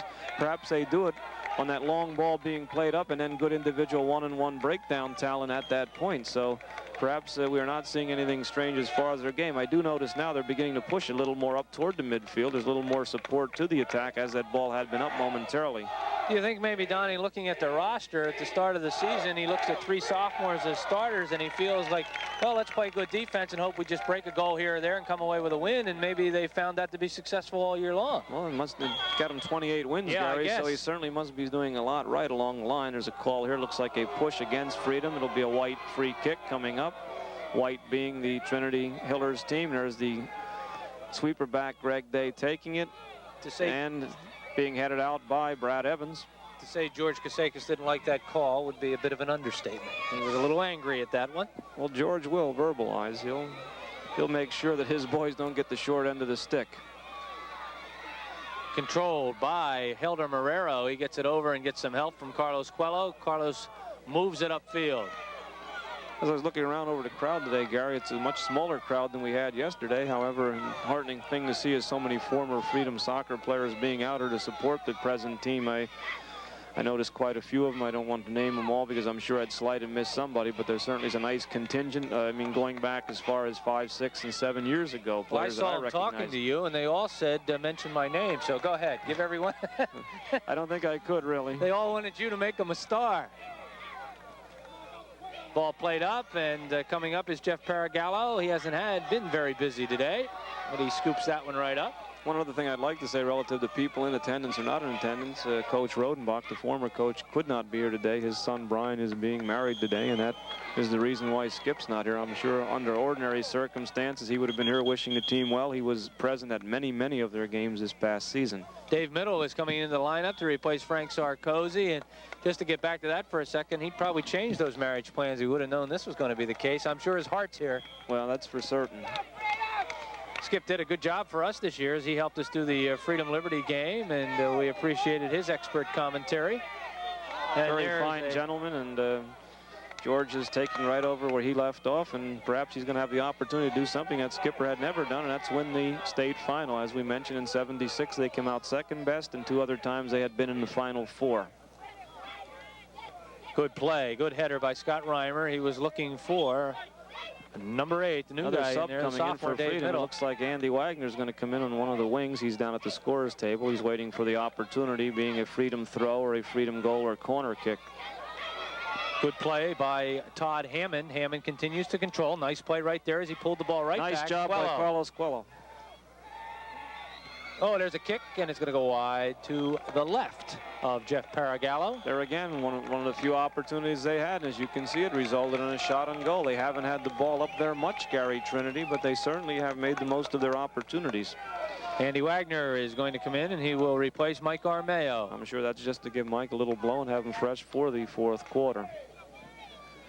Mike seems to be well today. Yesterday, on the goal he scored, the last goal of the day, he took a shot in the knee, and his movement today was fine, so I'm sure that's not a factor. Here comes Dave Middle playing a ball by Kalman Sarkozy. Trying to play it up to Wagner. And sweeper back Day, looking to see what his choices are, and he has to go to Armstrong. Armstrong on up to number 10, Jason Hard. Jason playing up to number 2. Corey Sensky. Sensky doing a nice job. That was just a good play all around by Trinity. Some fine skills being shown by Trinity there. Some nice touches and nice plays to one another. Nice support play. There's the ball played back by Joe Pinner. Very nice decision. Coming off the line, Paragallo. He's rolling the ball, looking to distribute. Sets it down. Here comes his punt, and it's going to be to Kalman Sarkozy, who plays it to Middle. Middle going through in the dribble. Laying a beautiful through ball. It's a leg race. There's Todd Denham losing. It's going to go off number 15 coming up on the end line. We'll get a corner kick by Miller. Steve Miller breaking it up, but his corner kick will result. And as you know, this was the one scoring situation that Freedom made the most of in the first half. They're going to have to hustle a little bit. We're down to, we think, about 1 more minute left. They'll definitely get it away if there's a minute, but we'll see what they do with it. Let's see if they get something positive out of it. Nice corner right on the 12. Ball headed out. Good and there's play nobody by back for the white Todd team. Hammond. Evans, nice choice by Evans, bringing it down with his chest, looking to play the ball up, playing it wide toward Denham. And the headed ball out of there picking by up. Stevie Miller. Right to Gato, and looking right at Gato is Andy Wagner. Andy right up there in the challenge. Should Gato have made a mistake, he would have found the back of the net. Good aggressive play, good alert play. Gato clears it out of there right to midfield. We figure we've got about 20 seconds to go. There it is. We got a lot less than that, Don. Well, we had no score in the third period, so things remain exactly the same. You see the arithmetic on your screen. Freedom 1, Trinity 1. We'll be back with the fourth, but perhaps not the final period.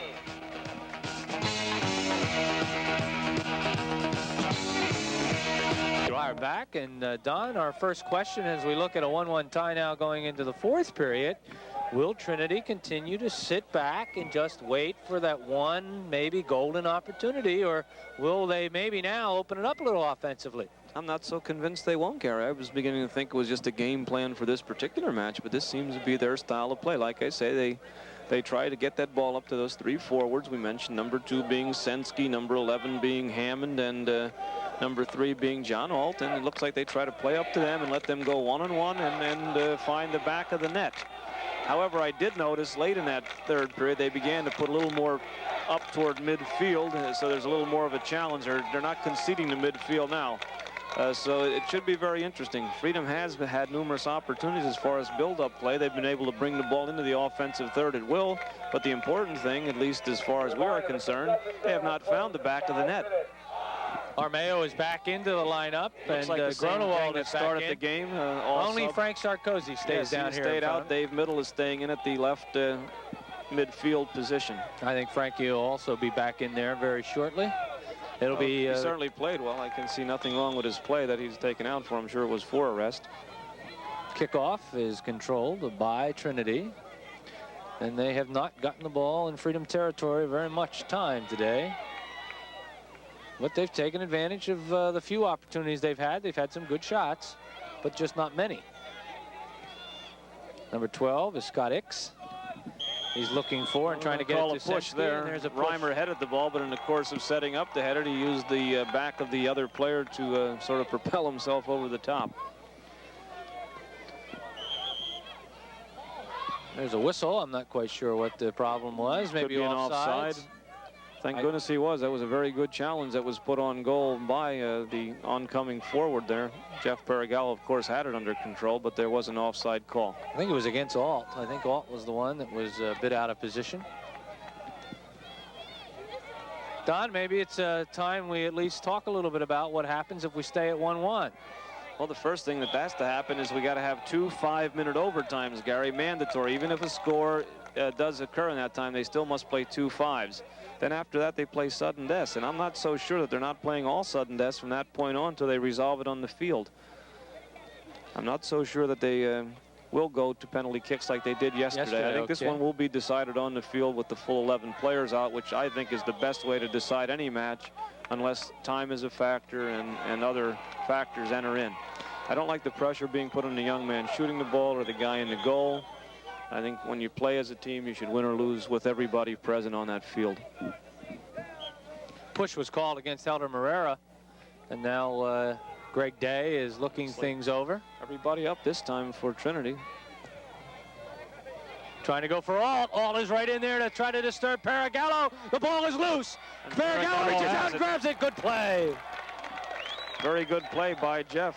I was a little worried there for a second, the way he went under, that he might have been called for holding. The goalkeeper, you know, Gary, can be called for penalties like anybody else. And when Jeff went through, Alt put such a challenge on that temporarily distracted Jeff. The ball was broken loose, however, and Jeff pounced on it and brought it under control. Very courageous play by Jeff, I might add. It's very tough when that oncoming forward comes with the gusto that John Alt came with. You may question Paragallo. You may question Paragallo's decision to come out the way he did, but once he made it, he certainly didn't stop and went right after it all the way. Well, these are quick decisions that have to be made. Too many keepers I've found in the past get beat standing on the line. A lot of times coming off the line, you help to cut the angle, and by cutting the angle, you gain an advantage, and that's what any game is about, gaining the advantage. Trinity looks to be a little bit more offensively minded here to start the fourth quarter. And I'll tell you, I have been impressed with Johnny Alt, number 3. He has played an outstanding game at forward. He's a fiery player up there, very quick, very aggressive. When he goes to a ball, he goes to the ball with gusto, and I can see where he would have done a lot of scoring over the year, just on perhaps a little bit of intimidation on free kicks. Corner coming up. Corey Sensky. Sensky taking it, Gary, correct. Don, this has been a very clean game compared to all the calls we had yesterday. Well, they're definitely playing soccer. Nobody's frustrated because of a score deficit or anything like that. So consequently, you're going to see a beautiful ball game. They want this ball game to be decided not on a violation, but on a play coming off the field, I'm sure. Sensky looking to put the ball in the middle. He drops it back to Ix. Ix gets it inside, but it's taken by Gronewald. Gronewald gets it upfield looking for Armeo, but it's controlled by Trinity, and all of a sudden, the Hillers have controlled play in the Freedom defensive end. Offside. Number 3, definitely offside. He's pointing to the official, but I think I could see the offside here. I could see the difference in the spacing. Alt was looking over and saying, hey, I was just a little bit behind Scott Reimer. The official said no way. And there's a trip, but a play on. Alt with the ball. He's marked and taken. Helder Morera takes the ball away. Goes out over the sideline. It'll be a throw in by Trinity. We've remarked many times about the raw speed of Helder, and there was a case in point. Looked like Alt was off to the races for a second. Helder came up, challenged him shoulder to shoulder, played the ball in a touch, resulting in a throw in. It's been a different Trinity team here down for the first 4.5 minutes. Yeah, they're breathing fire now. They really want this thing. Freedom's going to have to get control and get on the attack again to get this thing going their way. Greg Day plays it back up inside. It's taken by Freedom, taken away very smartly. Nice play by Heath Hamilton. Todd Hammond up to Alt. Alt has been dangerous every time he's touched it. Tries to play it through to Corey Sensky. Good job of the Freedom defenders in the back ganging up. All of them were involved in that play. Scott Reimer, Brad Evans, Joe Pinter, and Carlos Clail. Helder Morera went coming down. Up. Looks like there's going to be a sub coming on the field. Here comes Frank Sarkozy returning for Doug Gronewald. Looks like Frank will go to the wing, and I think they're going to move Davey Middle up to the outside right spot. Freedom team is not so much a team that plays positions. They seem to really move around well and get into whatever the position of the ball is. Well, that's the beauty of this game, Gary. Even though you do have positions, you're not held we got a possible shot on goal, but there's Gato. You're not held to them rigidly. When you overlap, you replace a guy. Say you're a fullback and you overlap, now you're up at the midfield spot. You may play that position until there's a normal situation where you can return, and the other guy's got to be able to play yours. So therefore, when you're teaching young men to play, you teach the skills of the game, the dribbling, the passing, the trapping, the heading, so forth and so on, and therefore then they should be able to play really at any position, although calling it accurately, some players, because of size and other factors, speed, are more suited to certain positions. The official Jim Titus showed us some agility there as he leaped over the ball before it went off the sideline. Lovely ball played by Clelo. Here comes Frankie Sarkozy on the attack, playing a long ball up toward Eddie Pfeiffer. Eddie between two defenders, broke it loose, but Scott Hamilton coming back, I believe, to play it, or Armstrong rather, I'm sorry. Freedom still on the attack, getting the return ball. Armeo with a shot. It's going to go way over the goal and far to the left side. It'll be a goal kick by Trinity. A lot of foot on that by Mike, though. I think Freedom's getting back, to their credit, they're getting back on the attack now. There for a while they were mired down in their own defensive third of the field on a series of corner kicks and build-up play by the Hiller team, but now the Freedom Pates are back on the attack. Don, Cal Sarkozy hasn't touched the ball much here in the fourth quarter. Well, this is a funny game, Gary. People wonder that you can watch 10 games in a row and never see the run of the ball the same way, and a lot of getting the ball depends on the run of the ball, not so much who your best player is. Now, if they really want him to get the ball, I'm sure they'll start moving him around. You mentioned how they do switch positions. And if George can find a place where he'd like him to get the ball, he might have him move to that position and do a little interchanging with someone. But I think right now it's just been the run of the ball. It certainly is not by design. When he does get the ball, some positive things do happen, and that's a good analysis on your part. It would be good to see him handling the ball a little more. The ball controlled at the moment by Freedom as they drop it back into their offensive end. And it's played right out. A little bit of collision there. Armeo and Day, no call. They really went to that ball, and he sort of did annihilate Mike, but the play was made cleanly, and it was after the play where the push occurred. Our clock unofficial. We're just about at the 8-minute mark now of the 4th period. And now, Don, 1 goal looms very, very large. If whoever can get this one. Whoever's going to get this one is going to be sitting in there in the driver's seat, I'm afraid. Violation called against Freedom.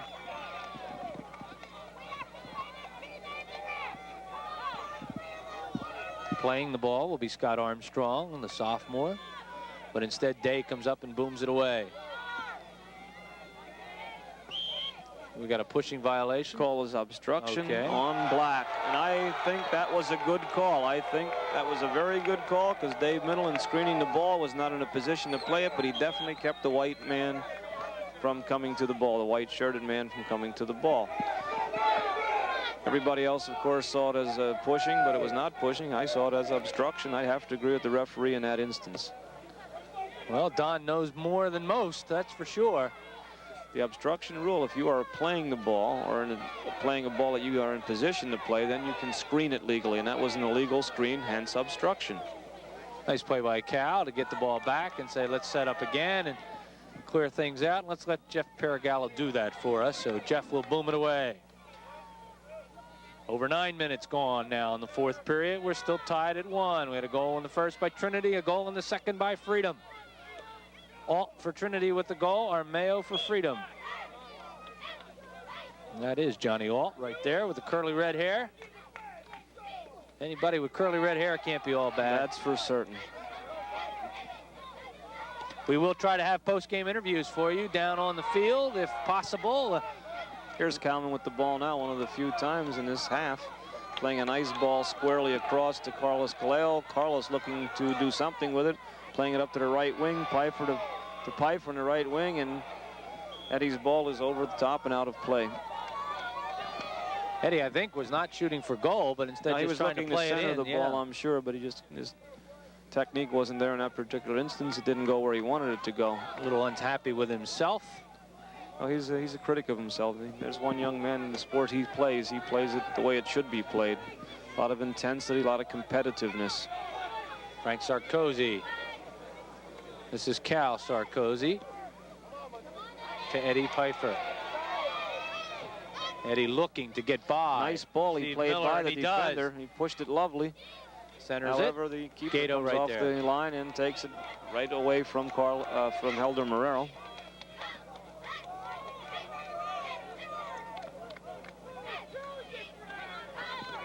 We're over the halfway point now of the 4th period. 1-1. Frank Sarkozy plays it right off the body of Jason Haar. It's going to go out over the end line. It'll be a goal kick. Frankie. Well, some subs coming in for Freedom. Looks like Mikey Horvath going to come in the right wing, replacing Eddie Pfeiffer, who moved Eddie's to a the little wing tired. position. Eddie I noticed Kalman Sarkozy is up at center forward now. Remember I said about making a positional change, and apparently they're going to go with him at that central striker area and hope they can get one up to that patented left foot of his, and maybe he can find the back of the net. Eddie Pfeiffer just getting a breather. He is really pooped down here in front of us. He's been involved in a lot of the action in the last 3 or 4 minutes. There's a push from behind on number 2, Corey Sensky. Freedom will play it.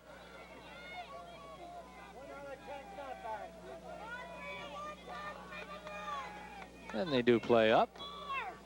Ball goes to Armeo. Armeo has it taken away by Heath Hamilton. And he just simply kicks it off the sideline. Don, at this point, a little bit of fatigue begin to set in. Play has been a little bit sloppy in the last couple of minutes. I don't believe that Trinity has substituted at all. And in view of the game they played yesterday with, what, 4 overtimes, followed by the pressure of the penalty kick shootout type situation, could be a factor in any ensuing overtime should the game get to that juncture. Hillers are coached by Art Richardson. Their assistants are J.C. Martin and Marty Staninska, I guess. Don, who assists George Kazakis down there? That's Ned Yelovic, who's in his first year. Ned was a former goalkeeper at Freedom High a number of years back for Skip Rodenbach. Ned, I believe this year is filling in the phys ed department for Charles Dubbs, who's on sabbatical.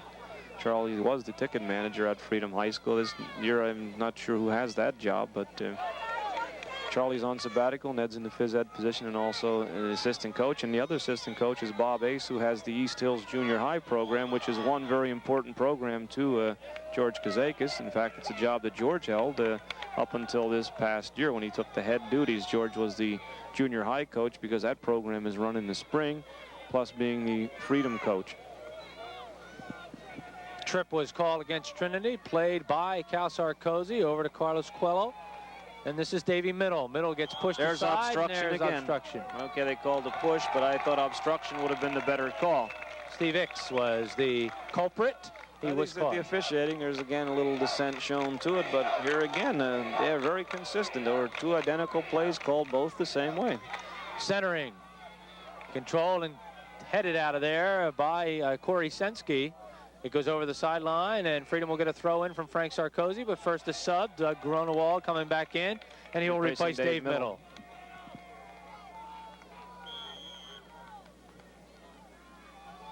For Reimer to go back to Sarkozy, you know, he's going into the middle. Less than 7 minutes to play in regulation.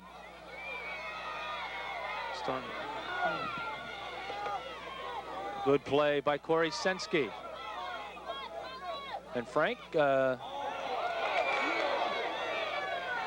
Sensky continues to play. And Don, I think, do I feel a little moisture falling? Yes, there's a little bit of rain coming out of our skies at the moment, and this stage of the game, I don't think that'll be much of a factor as it stays just as it's sprinkling now. But if it gets very heavy, of course, in the overtimes, it could be a little bit of a factor. You alluded to the fact that the field is a little slick as is, and I think a little more moisture on it would not be a helping factor. Might not affect the boys as it would affect us.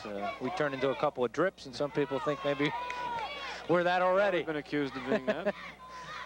Helder Morera now looking any way, anyhow to get some kind of offensive threat. There it is. A headshot, and they try to tip it back to Mikey Horvath, who was sitting there, and so was Doug Gronewald. They had excellent position there with the strikers up where they were, Gary. It was a nice ball delivered by Calvin Sarkozy, but just a trifle too high in which to do anything.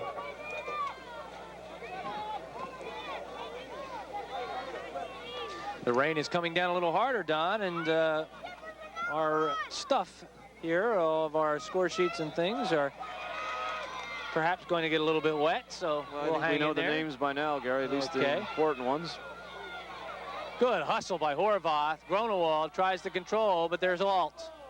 Alt controls instead and drops the ball back to Scott Hicks, and Hicks plays it up to Todd Hammond.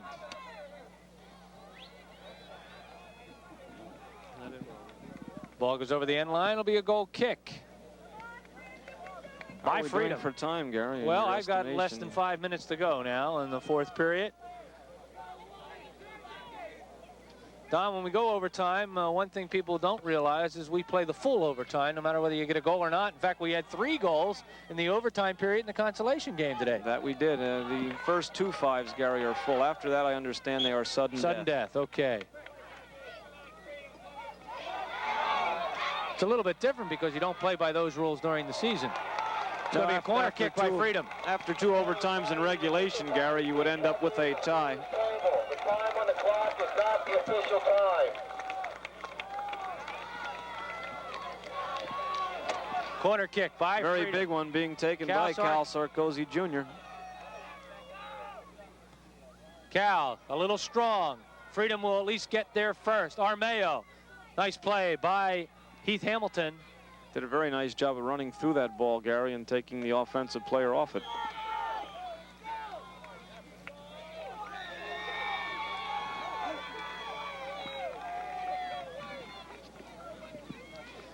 We're down inside of 4 minutes now, just about 3 minutes to play.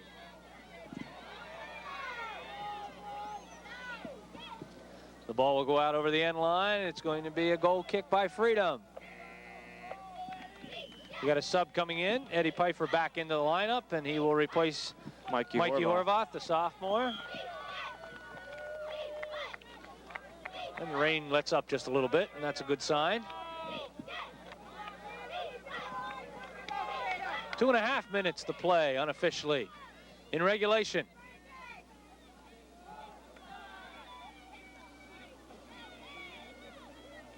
Don, in the history of soccer, there have been some phenomenally long games, haven't there? There have been some marathons. I read about one someplace along the line. It's something like 18 overtimes. Well, let's hope that we don't get that situation today. Well, they want to decide a winner, that's obvious. And they will play until they decide one. Lovely ball by Reimer, played up toward Kalman Sarkozy, being challenged by Greg Day, the fine sweeper of the Trinity Hillers. Freedom gets a throw in. Oh, every play now it's pretty... a free kick. They've called him for a push. Lovely free kick taken. Helder Marrero challenging number 19. And Heath Hamilton got the best of that one as Helder went down. Corner kick. Oh, so important now. About a minute and a half to play. This is the very play they scored on, Gary, back in our second period. There it is. The ball's free. Armeo got a potential Grunewald off of his foot. It's going to go wide, and it'll be another corner kick. Another corner. They got to hustle now a little bit. Quite a bit of action in there, Gary. Frank Sarkozy moving over to take this one. About a minute left to play in regulation. Again, your time is unofficial, Gary, but we were fairly close last time. Into the center. Grunewald almost got a shot off, blocked nicely by Hamilton. I think somebody took that one squarely in the face. I think they did too. Gary. I think it was Heath Hamilton. A little bit of courage shown there on the part of that young man to stand in there and muffle that shot. About 40 seconds to go. Oh, did you hear the contact on that?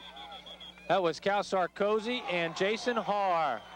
Cal turned to kick, and as he turned to kick, Jason stepped in and wedged that ball in a tackle, and there was a smack that you could hear it all the way up here on top of the TV4 truck.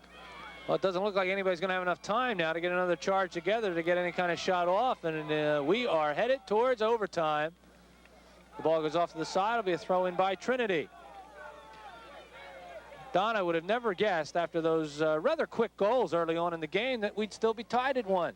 Well, it looked like it was going to be a pretty open game, Gary. I must agree with you on that. However, as I said, this is one of the most interesting games in the world because of things that can and will happen. It sort of is a testimony to Murphy's Law, and anything that can happen will happen. And let's see what will happen in our 2 5-minute overtimes, which will be upcoming. Well, the first of the 5-minute overtimes is just one commercial break away. We'll be right back.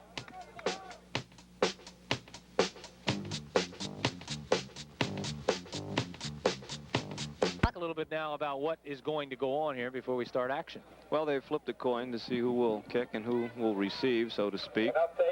And the co-captains, tri-captains in this case, are shaking hands. Well, I don't know who won the toss and who's going to do what, but they'll each play, since they play 2 5-minute overtimes, no sudden death in the first 2, they'll each have an opportunity to touch the ball off to start the play. Now, there's only 2 5-minute overtimes, and after that, if my understanding is correct, it's overtimes until a score comes, and that score is sudden death. I could be wrong, but I think that is what the PIAA officials did say. Okay, and the reason why we're not positive is because they do employ different rules here for the state championship than if it follows yesterday's format, then after the 4 overtimes. I would assume it would, though, don't you think, Don? Perhaps you're right, Gary. We'll see. Let's hope we have the winner before then. Well, we're going to have a little bit of a timeout here, so we are going to also take a timeout. So we'll wait until they're ready to start action, and we will be right back after we take timeout for this pause.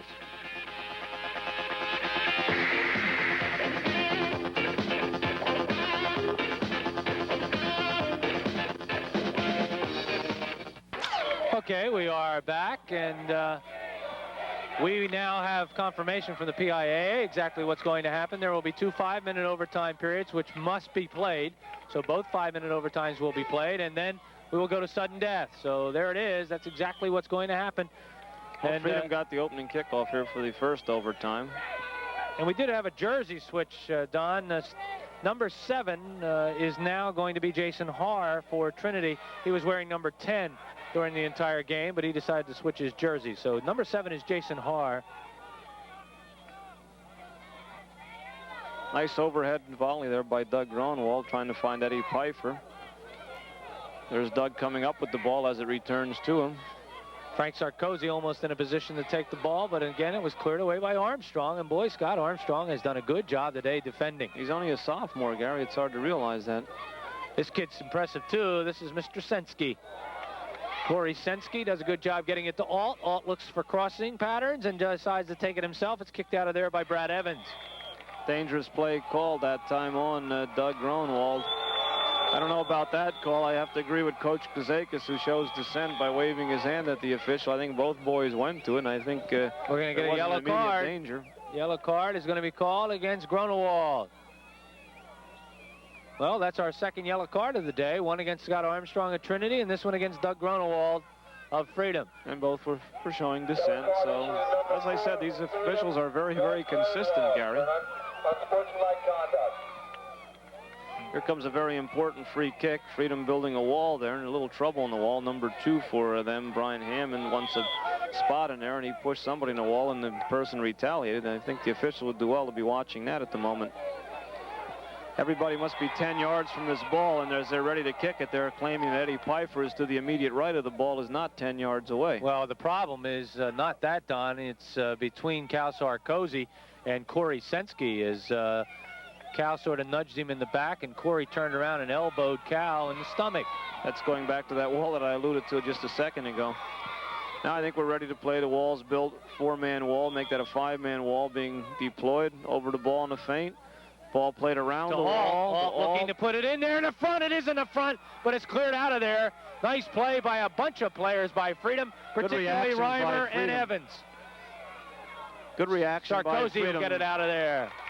Lovely ball played out of there. Finally, it's out of the jeopardy.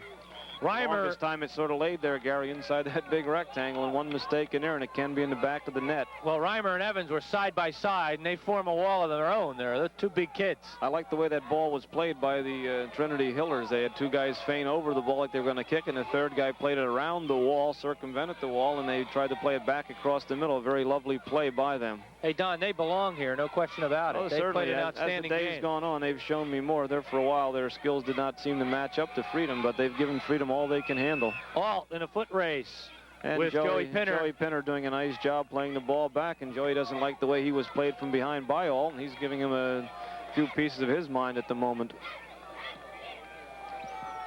We haven't had any of that in the entire game during regulation. It's a little normal, Gary, for tempers to perhaps get a little tacky at this Pfeiffer in a foot race. And we have a call, a handball, and the handball's against Pfeiffer, and it'll be a free kick coming out. Eddie didn't like that call, and he registers his displeasure. Not strongly enough to get a warning, however. And we played about 2.5 minutes, about half of the first overtime.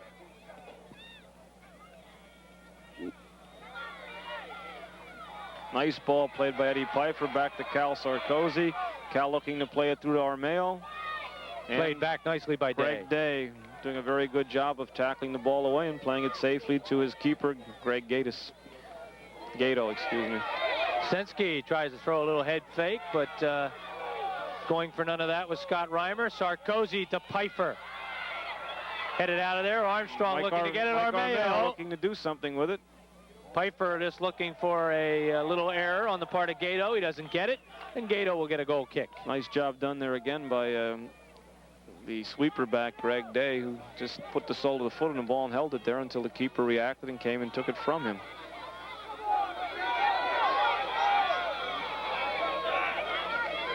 (1-1), first overtime period. We'll play at least another 5 minutes no matter what happens, and then it's sudden death if we need to go to that.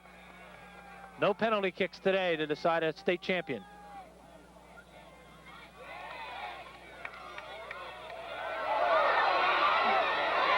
Don, all of those... Nice job of ganging up on that man in the center by the Freedom defense. For a moment there, it looked like he was going to come up with a chance for on goal, and all of a sudden they closed everything up on him. Very good reactions. Freedom, as I've cited many times, Gary, is extremely quick.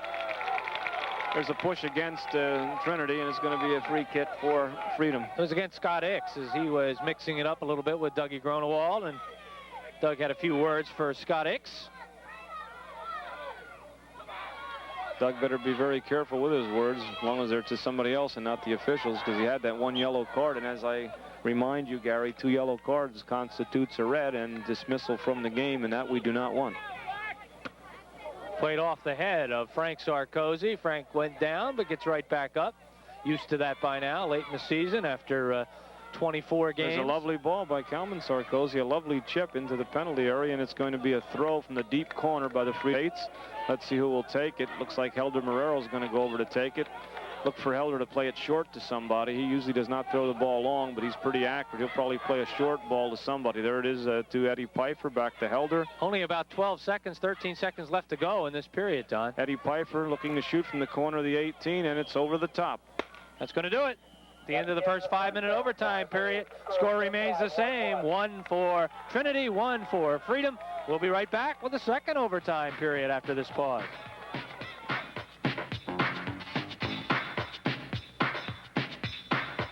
Don, it's almost like sudden death now, even though we're going to go a full 5 minutes.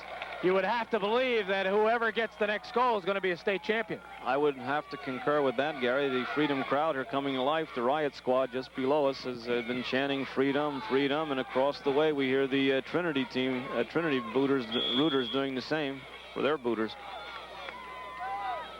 The tension is in the air here at State College as these two teams have battled and battled to a 1-1 tie offsides. Gary. That time, number 11, Todd Hammond was up, and number 3, John Auld, also was in an offside position. The ref had his choice of where he wanted to spot the ball. Joey Pinner was the closest Freedom player, and he was about 5 yards up in front of those two fellas. Ball was apparently out of bounds there, and it's going to be a throw-in for Trinity. 5 minutes, not a lot of time, Don. You really only get a couple of good opportunities, if any at all, in that period of time, so you've got to take advantage of anything you can get. That's for certain. Played back to Gato. Gato will kick it out of there. One score in overtime usually tells the tale. Although, oddly enough, we did say in the overtimes today in the consolation game, there were 3 goals. This might have been part of the fatigue factor, and sometimes, again, it's just the run of the ball, Gary. I've seen Freedom score 2 and 3 goals in a very short span this season, watching them the whole season, and it's still a 5-minute time period. State College was your winner in the consolation game by a 3-2 score over Downingtown. Downingtown, the team, of course, the Freedom beat yesterday by a 3-0 score. Freedom in control. Play to Armeo. Armeo looking for Sarkozy. There's Day intercepting. Good job of reading that. Greg's been everything that Coach Richardson told us he was. Very composed, very good skills. He says nice size. What is he, a senior, is he, Gary? No, he's only a junior, and he is his key, he said, defensively. He is the one we really look to take care of us when we make an error. That's the job of the sweeper back, as I mentioned before, with Brad Evans staying behind the other 3 defenders, the stopper back and right and left fullback. His job is... Oh, there's Alt with a play up, a good play by Freedom. And there was Brad Evans again Brad doing took exactly a cleat right in the head. Brad took a shoe right in the head. They're playing on, and now you'll get the whistle. Timeout's going to be called, and Brad is down. And he really has not moved too much, Don, since he went down. Made a very courageous play, Gary, in going under the forward, John Auld, and playing the ball through on a slide tackle. But in the ensuing play, as you said, he caught a boot in the head. And, it was Todd Hammond that came down on top of him, right on top of his head with his shoe. And that's what they're looking at right now, as he really did take a shot. Doug Gronewald also is limping. Well, Doug has a history of a knee problem, and perhaps with the soggy turf, it could have been trying to cut or move that might have brought that on. Well, it looks like we may have a rather lengthy delay, so while we have that, it gives us an opportunity to take time out and hear from one of our fine sponsors. We'll be right back after this pause.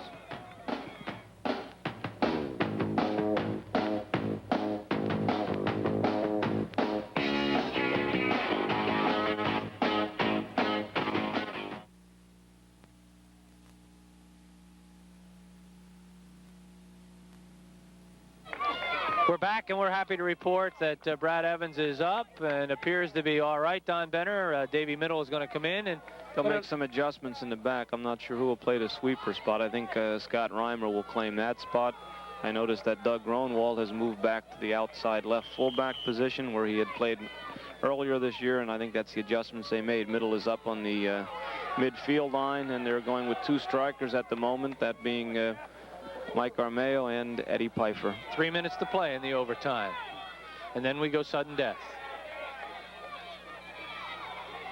The sudden deaths are also played in 5-minute intervals, and we'll play as many as we have to play. That time, Freedom almost got a breakaway by Eddie Pfeiffer. He was on sides at the point and had the kick been a little bit harder. He may have been able to take it in by himself. It was a nicely struck ball by whoever sent the ball up. However, it just did not clear the leaping header by the Steve Miller. Trinity player, Steve Miller. Oh, tried to pass it back, and it's going to be right down to Paragallo. Nice play by Boy, I'll tell you, Scott Alt Reimer. almost dropped it to Todd Hammond. It was a nice play by Scott Reimer, who was pursuing that play and then pushing the ball back in support of Joey Pinter. Just about 2 minutes left in the second overtime period. Very nice ball played by Pfeiffer, but there's that ever-present sweeper back, Greg Day, coming up and making the play. Kicked the ball so hard it knocked Davey Middle's feet right out from underneath him. He had a very strong foot, Day. I noticed in a couple of free kicks he's taken, Gary. He's put them a long distance and quite accurately. Controlled nicely by Gronewald. Would kick back upfield by Trinity. Coming to get it, Sensky. He has it go over the sideline. It's going to be a throw in. And got a sub coming back in, Brad Evans. He's going to replace Dave Middle, and I think they're going to readjust. Gronewald coming up to right wing again, or up toward midfield, whichever. Looks like midfield. Okay. About a minute and a half left. There's a throw into Helder Marrero from Joe Pinner. Helder plays the ball up in the air toward Eddie Pfeiffer on the right. Pfeiffer being pushed, and it'll be a Freedom free kick at midfield, about 5 yards in front of midfield. Calvin Sarkozy setting it down, looking to distribute the ball up toward the forward line, and there it comes. Call was against Steve Miller. Kicked out of there by Day. Very long Day volley on that the time, ball. wasn't it, Gary? Wow. Right off the half volley, hit that thing. It must have gone 50 yards in the air. Sarkozy looking for Armeo. Armeo trying to get in position. Mike Armeo. Day is on him. Day and Armeo. Challenge. What a challenge. It's still Day and Armeo. Number 9s back to back. It goes out over the touchline. What a challenge by Day. He and Armeo went shoulder to shoulder. They had that ball wedged between their feet, and they must have been challenging for about a 5-yard stretch in there. And finally, Mike came up with the ball, but played it over the goal line for a goal kick for Trinity. Less than 30 seconds to go in the second overtime. Played up by Scott Reimer. Again, Reimer with the header, looking for Sarkozy. There's going to be a violation. Push called on Sarkozy. About 10 seconds, if that much. There isn't that much. Don, there's the gun. Here we go to sudden death, Gary.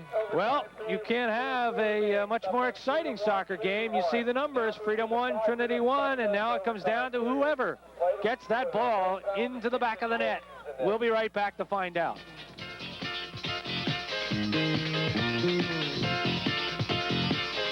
Won all that trophy. They've worked very hard for it. It's been a long season for both of them. This has to be the culmination of it, and I like the way it's being done. They're going to resolve it on the field, not on a portion of the field called the penalty area with penalty kicks. They are playing until we have a winner.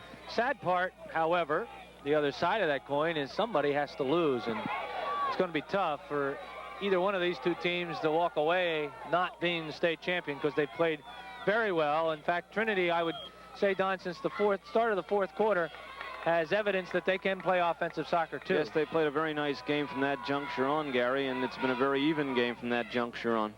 Before that, I really do think Freedom had the better of it, but it's goals scored that count the final summation of the game. Every rush now will be so important. Any ball in the back of the net will end it by anybody. Trinity controls at the moment. Moving it up is Day. There's Alt. He's so dangerous. Played back by Brad Evans. Brad played that ball very neatly. Definitely under control. Apparently he's recovered from that boot that struck him in the head, and he's ready to do his job as sweeper back. And as I said before, perhaps one of the finest ones to ever wear the Freedom colors. Sarkozy. Up to Pfeiffer. Pfeiffer keeps his body between the defender and the ball. Pfeiffer looking for Frank Sarkozy. He goes down. No call. A little pushing and jostling, controlled by Reimer. This is Heath Hamilton. Heath looking for Alt. Alt has himself beaten to the ball nicely by Brad Evans. There again, Brad standing up to the challenge. And as I said, when Alt goes to the ball, Gary, he goes to the ball. Paragallo coming off the line to play the ball. It was played high up in the air by Brad, and that's the first principle of good defense. Play it high, play it wide, play it long, and high is the key thing. They can't do much with a ball that's up in the air as high as that one was. George Kazakis, I'm sure, had a bit of a heart. There's Piper breaking through and intercepting a back play today. He's got Armeo in the middle. Armeo can't get to it first. It's stopped by Hamilton. Played by Gato. Looked like for a second there, Gary, we might have had the sudden death score. We've played 2 minutes of the third overtime period.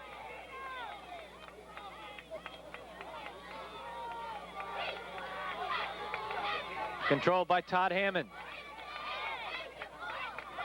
Nicely broken away by Carlos Clayle. Frankie Sarkozy playing a lovely ball up the touchline to Mark Armeo. Armeo might be coming one-on-one on Day. Let's see what happens. He gets the ball by him, controls it. Nice play by Day. Oh my, Day is a fine player. He is indestructible back there, and so agile and so quick for a big youngster. It was a 2-on-2 situation. Pfeiffer was being marked by number 15, Stevie Miller. Oh, a beautiful play up, and it's going to be offsides. That's one they'll argue about in the near future. Looked to me like the last play on that ball was a Freedom defender, and if the ball is last played by the defense, that sort of throws your offside play off. Of course, the whistle blew as the ball was in the air, so apparently he was in an offside. How about that pass by Johnny Ault, huh? That was something. Wow. Frank Sarkozy can't quite get to it. It'll be a throw in by Trinity. They don't mess around. They get it in very quickly.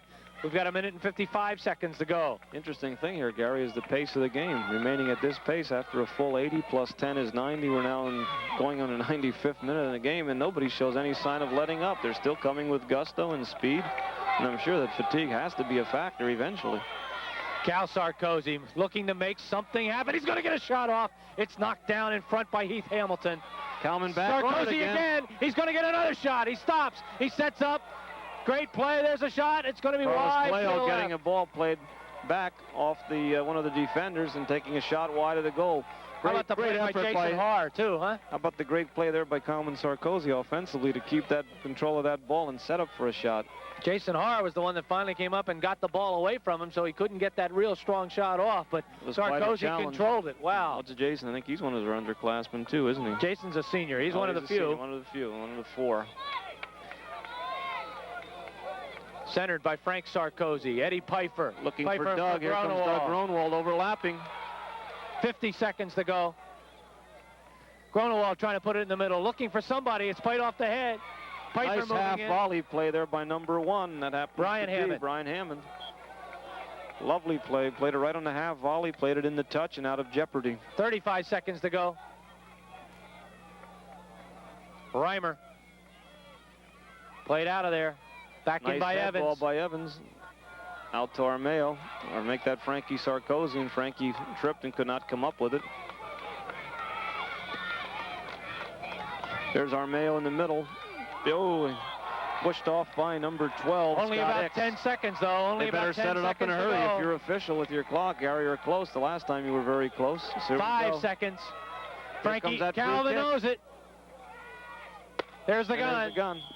We're going to stay right here, Don, and now it's a matter of stamina and maybe who wants it the most, I guess, although I would assume they both want it a great deal. Well, that was evident at the third overtime period. They certainly played with gusto. Could come down now, Gary, of course, to one big break. That's what sort of frightens me at the moment. I'd hate to see it, after all that fine play and thing being decided, let's say, in a fluke. But I've seen many games decided that way, and that's one thing you must bear in mind. There are a number of players, Don Benner, who are part of this Freedom unit that have not seen a lot of action, but as you know, as any coach, that it's oftentimes the kids that sit on the bench that make your ball club as good as they are. So let's quickly go down the list of some of the players that have not seen action, but are part of this roster and perhaps part of this state championship team. Greg Katinsky is a goalkeeper. Phil Gerard, Chris Mamula, who we have seen a great deal of, although he has not played today. Todd Denham, Davey Middle has gotten in there today. Sergio Ferreira, Todd Weaver, Bobby Fisher, Bill Muculis, I believe that is, Matt Williams, Jack Redding, Mike Sharp, Chris Collins, Craig Larimer, Eric Herrencall, and John Grimes. All of those kids part of this unit, this great Freedom team. And maybe there's a good sign as the sun comes out as they get ready to start overtime period number 4. Well, we'll see what happens, Gary. You mentioned a lot of fine soccer players there, and the players that have not seen action, their second unit is strong, and it takes a good second unit to make the first unit be sharp on the field. The competition they get each night in practice is vital. I know that's very hard for youngsters to understand how important a second team is to a first team. Played up, but it will be controlled by Evans. Evans tries to dish it off and does dish it off, but it goes out over the sideline. Scott Reimer couldn't get to it. It'll be a throw in by Corey Sensky. And now Trinity trying to get themselves in a position. Sensky tries to drop it in to Todd Hammond. The ball is loose. Hammond is right there. Hammond might get a shot off. It's covered up by What a play by Ferragallo. What a play. His defense was broken down at that point. The ball was rolling free. Jeffrey came out and just with a reckless abandon and went under everybody and came up with that ball. And we have some tempers flaring right now. I think somebody kicked Carlos Coelho while he was down in that ensuing rush on net, and Carlos took exception to it. They're trying to steady him up now. It's more important to play the game than to worry about something like that at the moment. Carlos took a shot, I think, right in the nose. And he's... There's Eddie Pfeiffer making an interception, trying to get it up to Gronewald. But once again, not enough angle on that through pass that Doug Gronewald could get to it. The keeper coming off his line and picking it up and looking to distribute via a punt.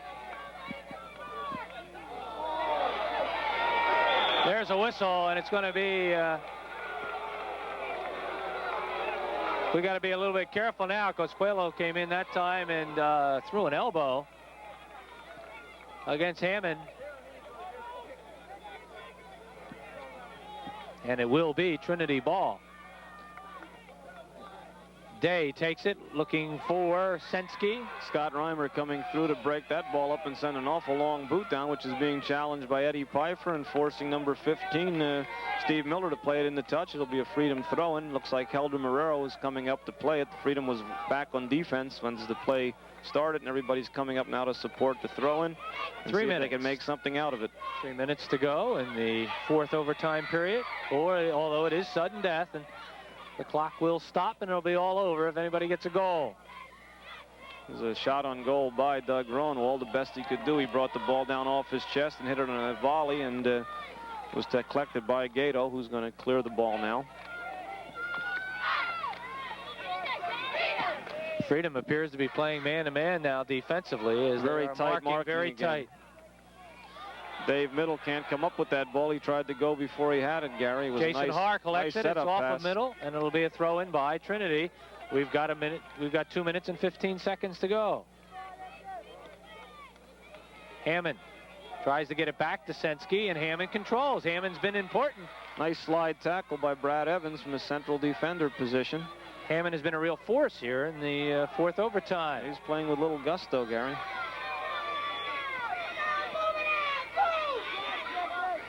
Ball goes out over the sideline. It'll be a throw-in by Trinity.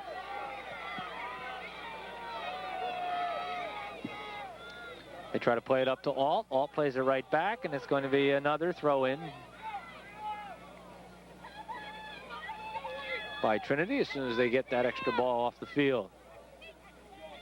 Throw-in goes over the head of everyone, played by Scott Reimer.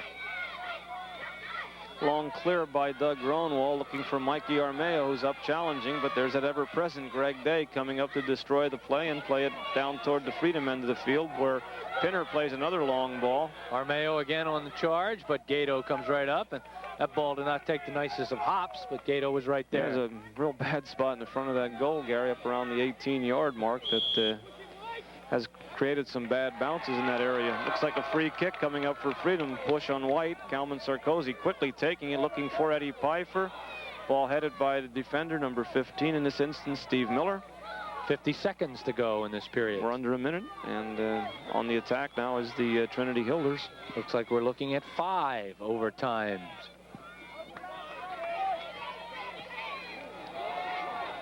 One wonders if they would have played this system yesterday, who would have won the game and whether it would be over.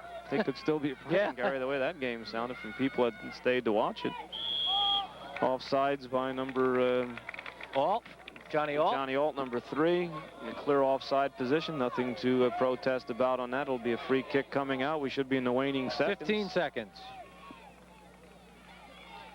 10, And the kick is boomed out of there by Paragallo.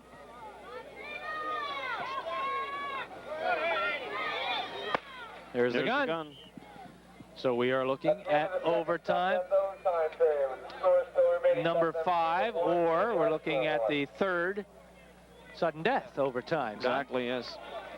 I've never seen a game like this. This is something to behold, isn't it, Gary? It becomes more and more amazing now because in actuality, any little mistake can cost you the state championship. And secondly, it's a little bit tough to get an offense organized and moving in a 5-minute period. So, well, usually whoever gets on the attack and gets some build-up play usually stays on it, and then it behooves the other team to find a way to clear it out and get the ball back and reestablish field position and the attack. I said 5 minutes can be a very long time or a very short time, depending on your outlook of where you're sitting. Should somebody get an early score, that 5 minutes will go very slow defending it and very quick if you're trying to get it back. Don, these are different teams, no question about it. Freedom likes the short passing game and moving the ball quickly back and forth. And Trinity, on the other hand, offensively, looks for that long pass to open somebody up and free them. Freedom has recently in the last overtime, Gary, I know has played a lot more long balls, but you can tell it's not their game. There's just nobody home to collect them, whereas Trinity's a little more successful in that style of game. The soccer game is interesting in that respect. You have all different styles of play. If you watch soccer on TV at any time, if you watch the soccer from Germany, it's a lot of your short pass and fall on the ground game, yet the English game is the classic chip and run, and other places are sort of a blend of the two. I guess the happy medium is what you strive toward. Well, here we go, Gary, with the, what is it, 5th overtime? 5th overtime, the 3rd sudden death overtime.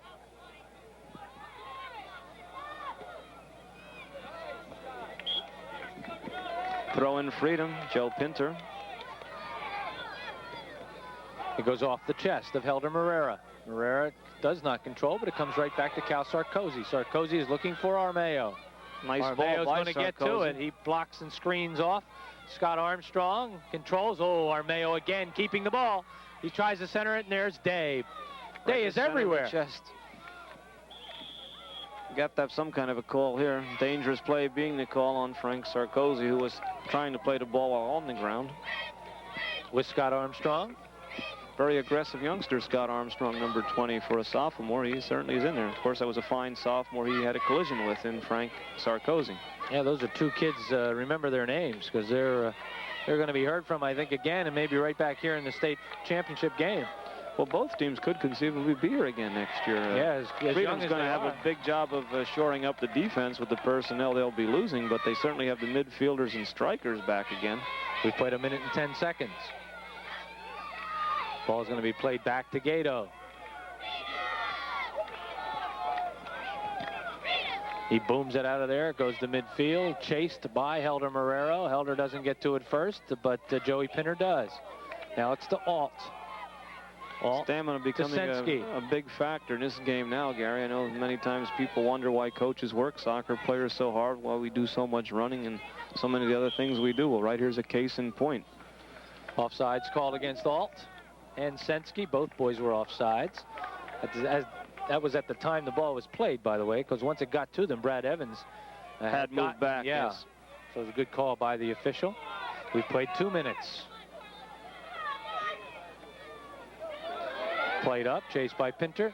Pinter will drop it back to Paragallo. Nicely played by Joe. Nice push pass back with the left foot, clearly outside the goal, so Paragallo could handle it very readily.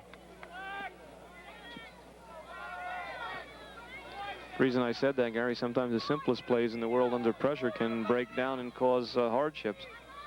You are watching this via videotape, obviously, and if you're wondering about nighttime setting in, it is 20 minutes of 4 here at Shippensburg.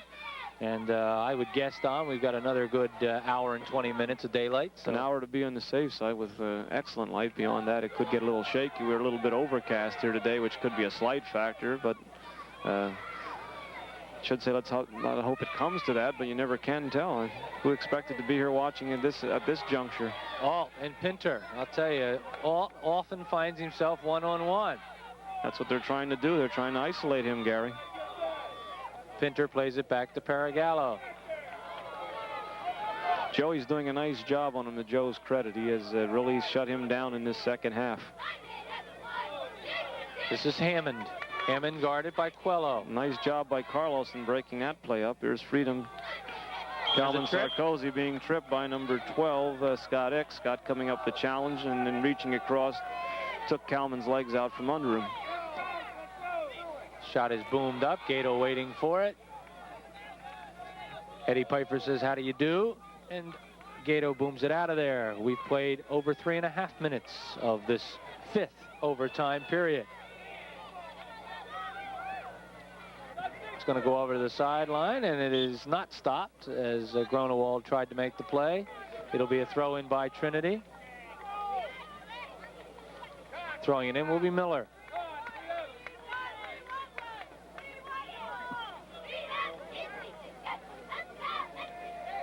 Quello. Good ball, good choice. Less than a minute to play. The reason I said good choice, he had Doug Gronewald on the outside closer than the man he passed to, but Doug was sort of covered, and I think he could have been a dangerous ball to play should an interception have occurred. So when in doubt, play it long and out of the defensive and mid-third zone. Here comes Helder Marrero. Helder Marrero. He's got Armeo up in front of him. Marrero with a rush. Helder wants something this time. Armstrong with a tackle. What do you think about that one, Donald Bennett? Well, it was a slide tackle, and if the ball was contacted, if there was contact thereafter, you've got to go with the fact that the ball was contacted. So I think it was a good call. 15 seconds to go. Played up, and it doesn't look like we're going to get a goal here in period number 5 of the overtimes. Paragallo gets it out of there. There's the gun. We're going to go to the 6th. We will be right back.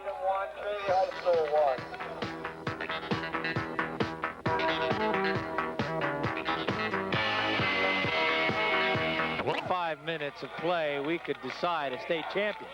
Well, it must be decided by somebody putting the ball in that net, which is in the back of the goal post, which are 8 foot high and 24 feet across. And until somebody does that, Gary, we're going to sit here and we're going to keep coming to our fans back home and cheering Freedom on and hoping for the best. Glenn Romali is our cameraman to my left. The cameraman to my right is Ed Reed. Their legs are just about holding out and relaxing down in the truck. Tina Fritzinger is our audio and graphics girl. And our director is Mr. Dow Berta, doing a fine job. He's working overtime too, I guess. This is his 6th overtime period. The ball is played right there. There's a Hammond with a shot. It's wide to the left. That was a golden opportunity. A golden opportunity. That young man will think about that ball for the rest of his life, Gary. Ball was played by Hammond, but I'm talking about John Auld, who set it up by making a nice trap and putting it across the goal mouth to him. And unfortunately, he had more time. I guess he couldn't believe he was that unattended for the moment. So you might say there, Freedom really did get a break. Gato goes and gets it, and he'll boom it out of there. And Don, I've been watching Art Richardson, the head coach at Trinity, all day long, and he has absolutely not ever separated his hands from behind his back. He's the most relaxed man in the stadium, I think. He has not yelled anything. He hasn't really... He seemed like one very cool customer when you interviewed him, Gary. He certainly is. Very articulate, and certainly he's running a good program. He has a lot of confidence in his boys. He said out as the year went on, they got confidence, and I think when you're coaching a team of this caliber, you can tend to relax on the sideline. But who knows? He could really be churning inside. I've seen an awful lot of people like that. I think George is churning a little bit as we watch him pace the sideline up and down and up and down. Win or lose, these two teams have played an outstanding game. Nice turn by Brad Evans. A beautiful play. He turned that ball back upfield on a side volley under pressure. And Freedom's getting the benefit of a call here in their favor. A free kick of some sort coming up, Gary. Yeah, it was called pushing was called, and there you get a look at Art Richardson, and he has stayed like that separated all night long. And it may be all night long till we get out of here. It's been a long game, 105 minutes, and now 107 minutes we have played.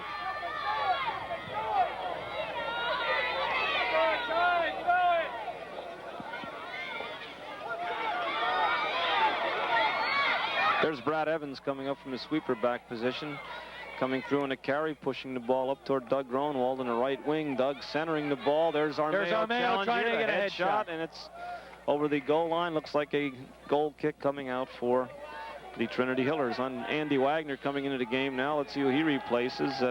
Looks like it's going to be Ed Pfeiffer. So he'll be playing up as one of the striker positions up on the right side. Freedom only using really 2 full strikers, with Calvin Sarkozy hanging back behind, sort of between the strikers and the midfielders. I believe they stopped the clock that time, and we didn't stop ours. Whoa, they almost gave one away. Very good agility there by Mike Armeo to avoid the collision. So we're not going to be quite as accurate in this period as we have been on the last couple.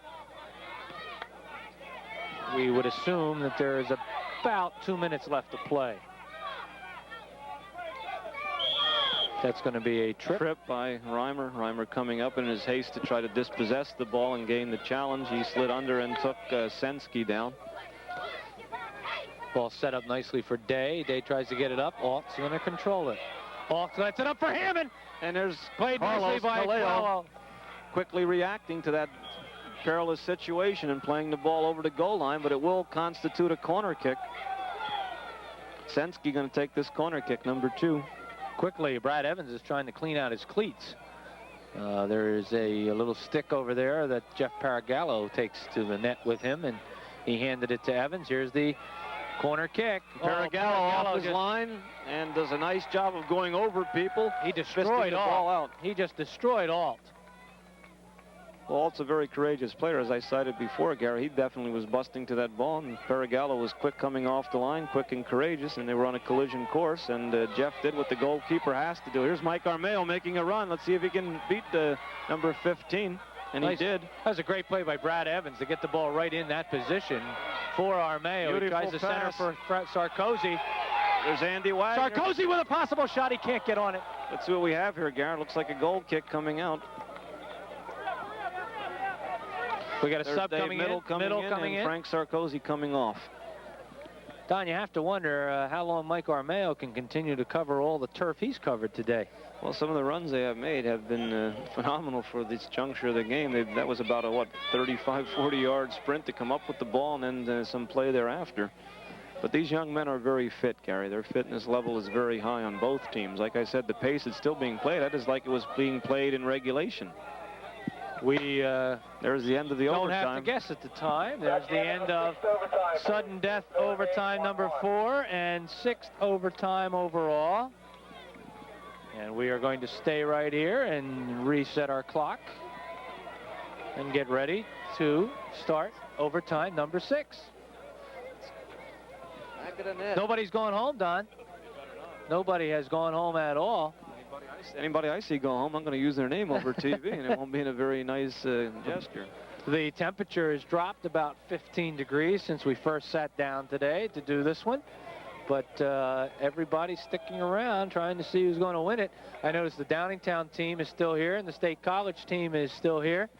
So that they are quite anxious also to see who the state champions are going to be. It's quite a weekend, Gary, for all these youngsters staying over here at Shippensburg and participating in this tournament. It certainly is a great educational experience. State Field Hockey Championship going on too this weekend. Yes, and it's weekend. both triple and double A. I was told by the District 11 executive director, Tom Werner. Tom formerly was at Northampton Area Community College as athletic director and soccer and basketball coach. He presently is the executive director of the PIAA. He's the one who makes a lot of the decisions affecting our district and every other district. And Tom, of course, a very personable guy. I had the opportunity to chat with him for a few moments and discuss some of the changes that have happened recently relative to the PIAA and the members thereof. And there are some important ones that will affect us also that we'll talk about a little bit more when we get to basketball season, because a lot of them have a lot to do with basketball and all of the sports really in terms of overlapping seasons and things like that. But back to the action. State championship almost played through to Helder Herrera. Greg coming through to intercept. Played up the middle. If I were a college coach, Gary, I'd have my fielders out for Greg Day within the structure of the NCAA rules presently. And he's only a junior, Don. He's only a junior, but I'd still have him out. And likewise, there are a few sophomores out there that I'd at least be in contact and let them know who I am. Brad Evans tries to kick one up to us. There's the longest boot of the day, out of play at any rate. Gary, I thought for a second you were going to field it. Well, I almost had my first save of the day. I probably would have let it go by me for a loss. Here's Alt with the ball as quickly Trinity puts it into play. And the ball is centered right there, and trying to get a headshot off, but unable to get to it is Brian Hammond. Nice ball played there by Dave Middle, who watched the ball go over him, played it on the half volley, and played it out of jeopardy, out of the 18. But here's Trinity back on the attack, and there's another cross being played. And oh, shot! And Jeff Paragallo, there's a case of staying on the line, paying off. Had Jeff come out and get caught in traffic, that ball could have very easily squeezed by him. As it was, he stayed on the line, and a little bit of pressure put on him by Joe Pinter enabled him to not do much with the ball, but head it downward, and when he did, it was picked up by Paragallo. His Freedom now on the attack, Gary. John Hall has just been outstanding for Trinity today. Just outstanding. Just so you're not confused now, this is Hammond, number 11. He gets it by, but it's going to go over, and it'll be a goal kick. Donnie, just so that everybody's not confused, number 1 is Brian Hammond, and number 11 is Todd Hammond. So even though you hear us say Hammond a couple of times, it's only because they are brothers, and they are, one is a sophomore and the other one is a senior. Obstruction on Black. Carlos Clayle, number 16, obstructed the player. And even though the ball was cleared by Reimer, it's going to be an indirect free kick for the Trinity Hillers. The ball being set up. The last time, Don, they pushed the ball right off to the side. Yeah, let's see what they do this time, Gary. They have the same 3 boys around it. The same 3 boys being John Alt, Corey Sensky, I believe, and number 11, Todd Hammond. Let's see what they will do with it this time. Last time they pushed it off to the left. Number 12, Scott X this time, excuse me. 2 is up on the wall. That would be Corey Sensky. Here they go. Over. And they wait. They're going to play. And they're going to play it through, and it's going to be almost a shot by Day, but he couldn't quite get to it. They used Day quite effectively. I noticed how they brought him up in that situation, even though he's a central defender, to use his height. They tried to play that ball over the wall to him and hope that he could perhaps get a running header out of it and perhaps a shot on goal. Overtime number 7. There is 2 minutes and 5 seconds to go in the 7th overtime.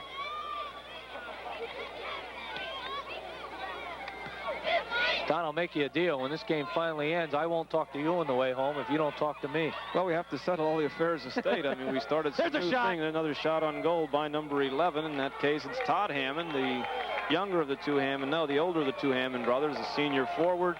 Had plenty on that shot, Gary, but it was not too accurate. It was outside the post, and it'd be a Freedom goal kick being taken by Brad Evans. Players are beginning to demonstrate that they are a little bit tired. They are not moving to the ball quite as quickly, but here we go again. Another rush. Marrera. Nice through ball by Helder Marrero. Andy Wagner going to it, but there's that ever-present Greg Day playing the ball back. He just doesn't make any mistakes. None at all. He is so cool back there and so composed. I have seen college sweepers, Gary, that don't play with that composure. Nothing seems to fluster him. There are a lot of scouts here, a lot of college scouts in the audience. And I'm sure they have marked down a number of names today. That certainly is one I would have marked down, along with, of course, Freedom's Calvin Sarkozy. I'm sure he's going to be somebody's prize next year. Here it is, perhaps, and there's Day again, just beating Mike Armeo by the proverbial toenail and pushing that ball back to How cool, though, Gato. huh? He didn't even sweat it. He just dropped it, let the ball roll right off his toe, right into the hands of Gato. Well, maybe some of his coolness comes from his coach, Art Richardson. Yeah, that could be. Alluded to the fact that he seems to be a pretty cool and composed person, and this young man apparently emulates him. Alt now trying to control. He's marked at the moment by Joe Pinter. Substitution, I believe. No, it can't be a substitution. It's a free kick, and you cannot sub on that. Eddie Pfeiffer trying to get back in on the Freedom forward line, perhaps for Wagner. And again, we're down to the final 5 seconds.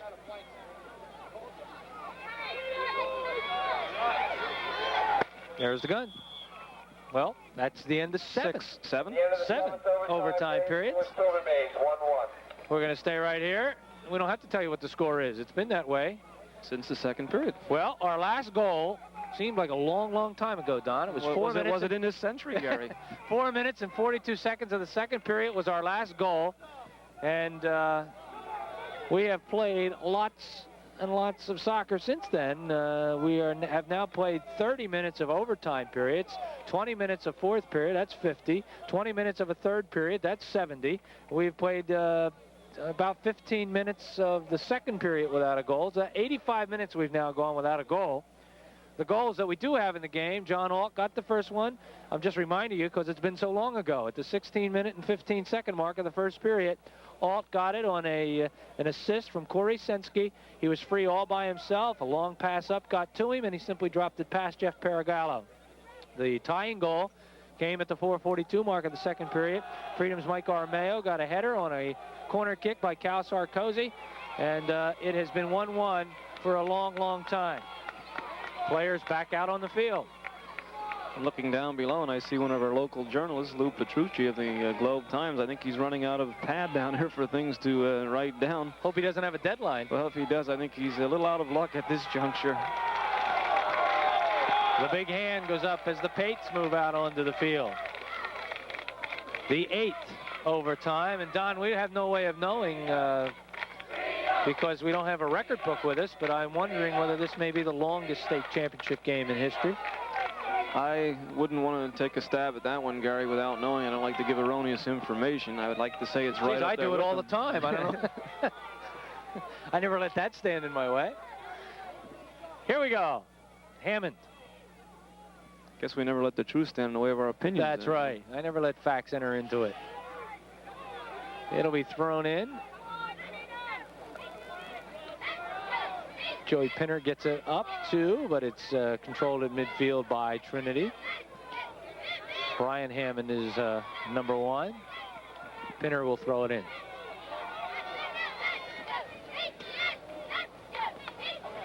Don, Trinity has not substituted today, unless Steve Miller got in there. We're not.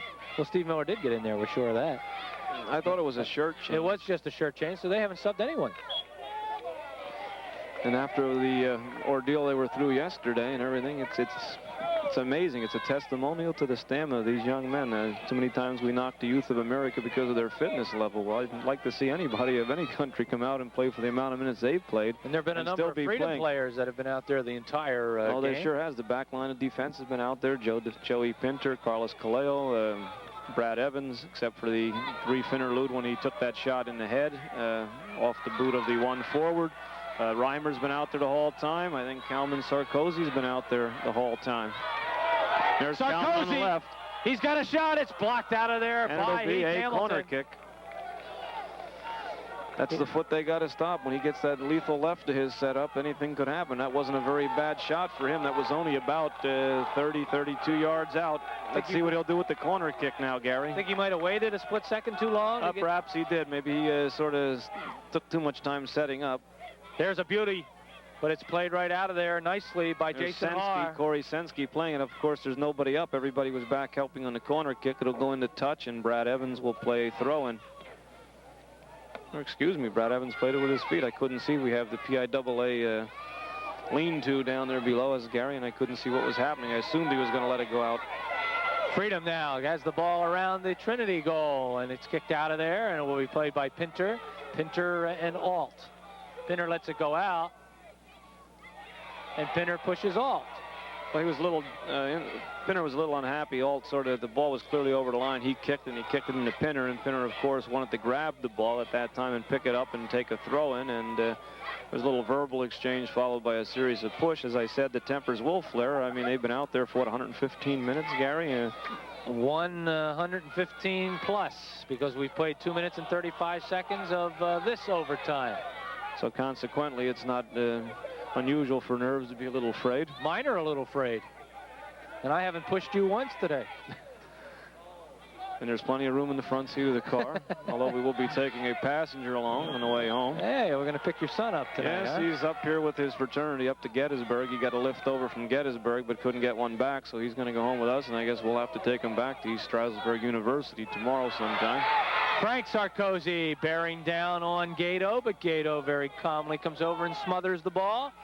We have played 3 minutes and 15 seconds of this overtime. Boomed out of there by Gato. The Freedom crowd coming to life a little bit here. I heard Papa Kalman there urging Freedom, let's go. Let's get some pressure, Freedom, let's go. Kalman, of course, is the Liberty coach who's had another fine season, if not a great season for Liberty standards, but still a very good, substantial, solid season. Picked up very nicely by Gato. Hammond moves it up. It's to Brad Evans. Evans going to play it up to Quello. Quello controls it, keeps it from going out of bounds very nicely.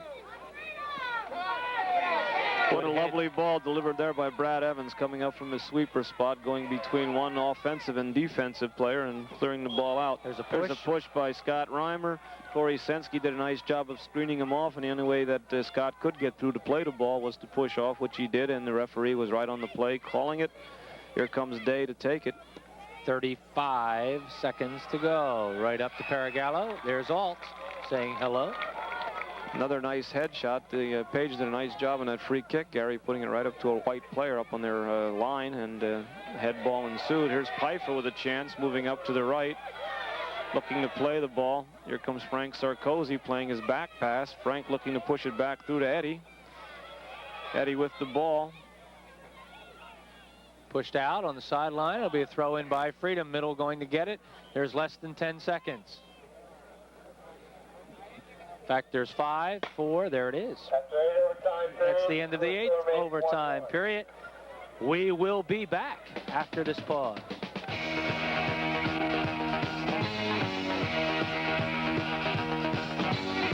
If you stayed with us, I hope you had a meal in between.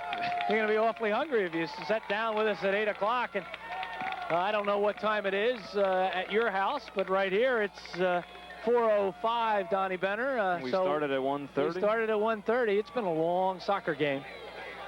But it's been incredible, Gary. This is what overtime now? This is number 9. So we've played 120 minutes of soccer.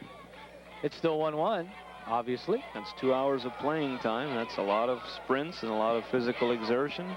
Stamina a big factor here. And here's Freedom with the opening kickoff. Let's see what's going to develop. In case you've forgotten, this is TV4 Sports. The best in high school athletics state championship game. Donnie Benner along with me. I'm Gary Laubach. And we have enjoyed bringing you this game. And we may be saying that again. We can't end it. It goes up to Gato. That's the thing I was wondering about. What happened if we would go to the point where it got dark and they could not play any longer? I imagine they'd have to play the thing off at some such time as tomorrow. I would think so. I don't think they'd change the rules and go to penalty kicks. Anybody would do that, I would think. Be a little screaming, I would imagine. There might be somebody who might do more than just screaming at this point. I like the idea of it being decided out in the field, Gary, rather than just a portion of the field involving only 2 players. I like the 11 boys on the pitch at the time having a say in the matter. Well, I love the idea for the first 5 overtime periods. I'm not as crazy about it now. Well, maybe I'll regret it when I get up tomorrow morning, but... We've just played him the 121st minute. Sensky over the top. It will be Freedom with a goal kick. It's a matter now of hanging on and taking advantage of any opportunity you might get. I still have a feeling that this thing's going to be settled on a fluke. I hope I'm wrong. I hope it's something legitimate, that there's a good play that decides it.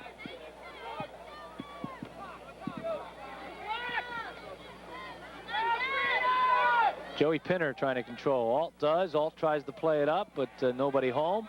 Instead, Brad Evans is there to get it out of there. Armeo, he is stopped by Hamilton. Hamilton back to Day. Greg Day, number 9. I think Greg Day does an excellent job, Gary, of distributing that ball after he picks it up at the sweeper. He played a lovely ball all the way out to the outside right. Number 2, Corey Sensky. Trinity really spreads out their offensive attack. They take up and use the entire field. Here's Alt. You got to be careful when he has the ball. Alt with a shot. Stopped and knocked down in front by Brad Evans.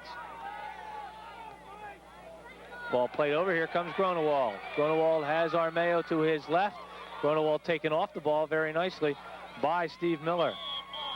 It's going to be a trip on Gronewald. That's going to be a second yellow card, Gary. All right. That means they're going to play short. If I am accurate up here, I think he got one earlier.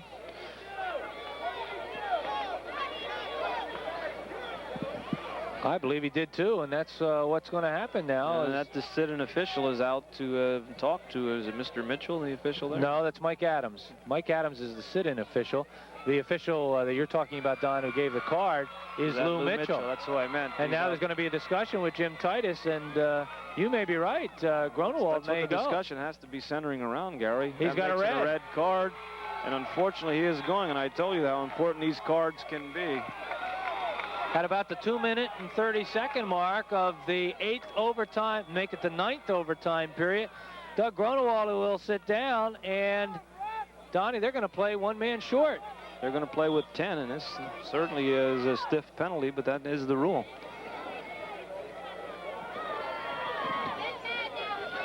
All right, let's talk about this penalty now, Don. How much does it hurt a team to play with one less man? Well, I think it's a big disadvantage, Gary. Although one thing you can say, the other team's goalkeeper can't actually participate in too much other than defending the net. So therefore, you really are, 10 and 10 in that instance. Of course, 10 on 9, but it could have an adverse effect. What they'll probably do is just play with one less forward. They'll play with 2 forwards all the time now, and they'll keep everybody else back. But they're still shy of men on like free kick situations. It could be a crucial factor. Corner kicks, things of that nature. Mikey Horvath and Todd Denham are going to come into the lineup as they have taken their sweats off, and they'll be coming in the next opportunity. They have reported to the scorekeeper's table. Maybe some fresh legs can get us that one we need in the back of the net, Gary. It might be a good choice on George's part. Those 2 youngsters have played a lot of soccer this year, so they're not exactly inexperienced, and maybe them coming in a little fresh might be a little shot in the arm for the Freedom team. There's a lovely ball by Kalman Sarkozy. It's Everybody over Day. Side. At least it looked to be over Day, but Day turned around and played that ball back, and this comes all the way back to midfield to Kalman. Kalman on the dribble, moving with the ball to his right, looking to see what he can do with it. He plays the ball into the space for Caleo. Caleo overlapping onto the wing, looking to center the ball. Oh, nice move by Carlos. Carlos centers it. There's a headshot. Oh, it goes wide to the right. What an unfortunate thing that was, Gary. Very unfortunate. Beautiful headshot by Mike Armeo, just wide of the mark. A lovely ball by Carlos Caleo, who gained the goal line, played a beautiful crossing pass to Mike. Mike put a nice head on the ball, but it was just a little wide of the mark. Getting a breather is Eddie Pfeiffer and also Mike Armeo. Mike, I'm sure, will get a pat on the back, though, from his coach, George. George shrugs his shoulders, said, good try. Some fresh scorers in there, Don. Mike Horvath, Todd Denham. They'll keep those 2 up front. Maybe those fresh legs will be able to make that challenge you'll need. And there's Hammond, I believe, coming up and breaking that play up for Trinity. Here's Alt. Here's Alt, the ever-present John Alt up front. Frank Sarkozy. Nice ball by Frank. Played lovely up to Scott Reimer, overlapping. Reimer on the carry. Scotty looking to give the ball to someone. There's Mikey Horvath. He may get an opportunity. Decoying. Nice play by Mikey Horvath, decoying by screening over the ball and faking the play and letting it roll by. It's going to be a throw, and here's Helder Marrero looking to play to Joe Pinter. Joe coming up from his fullback spot, playing the ball across to Todd Denham, and there's the gun, Gary, and that ends the overtime period, number 8. Overtime play. Well, there we now have played 125 minutes, and we go. Darryl.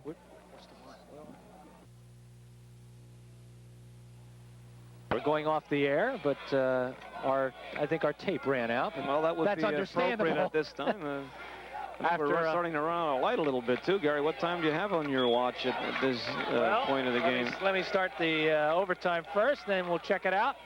It's 4:12 here at Shippensburg. 4:12, and we got another 5 or sudden death situation. There's Kalman Sarkozy on the carry. Sudden death number 10. Not sudden death number 10. This is overtime 10. Number 10.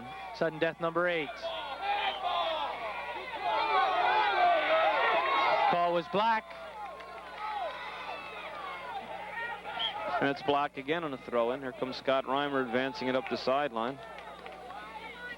Cal Sarkozy looking a little weary. He has not been out of this game at all today. He has played all 125.5 minutes. There's a charge called on Freedom. Free kick coming up for Trinity. The ball will be left. Looks like probably Hammond will Day take or it. Hammond. I guess it's going to be Day. They're going to move it back a little bit. One wonders how much that matters. At that place, I often wonder the wisdom of that. I can see close to the penalty area at an angle or something where it might make a difference, but there it certainly doesn't, Gary.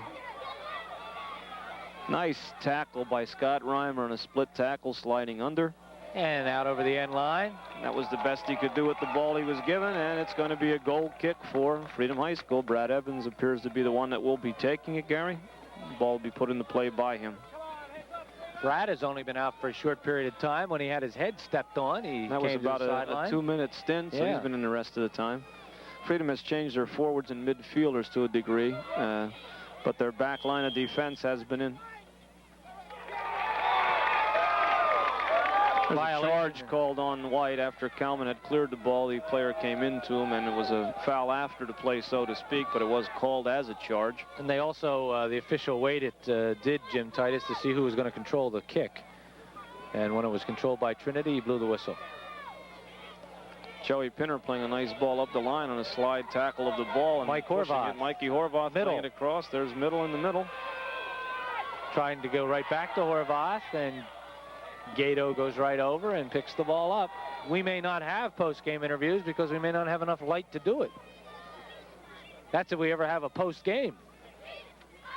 Doesn't appear like anybody wants to grant us that wish, Gary.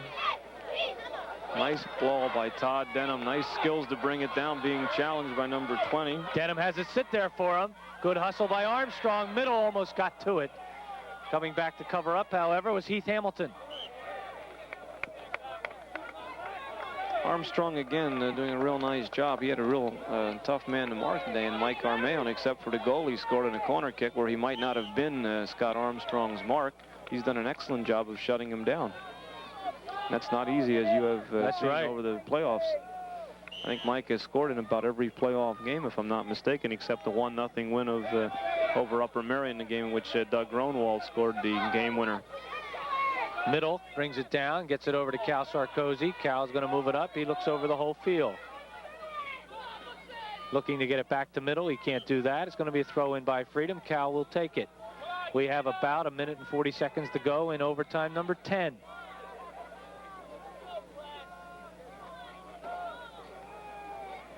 And we are confident now that we have plenty of tape for the next whatever number of overtimes we have. Horvath. Whoa! Wide. What a shot. To the left. Wide. Nice ball delivered to Coelho by Horvath. Horvath went in and pushed the ball across. Carlos moving into the space really put the foot to it.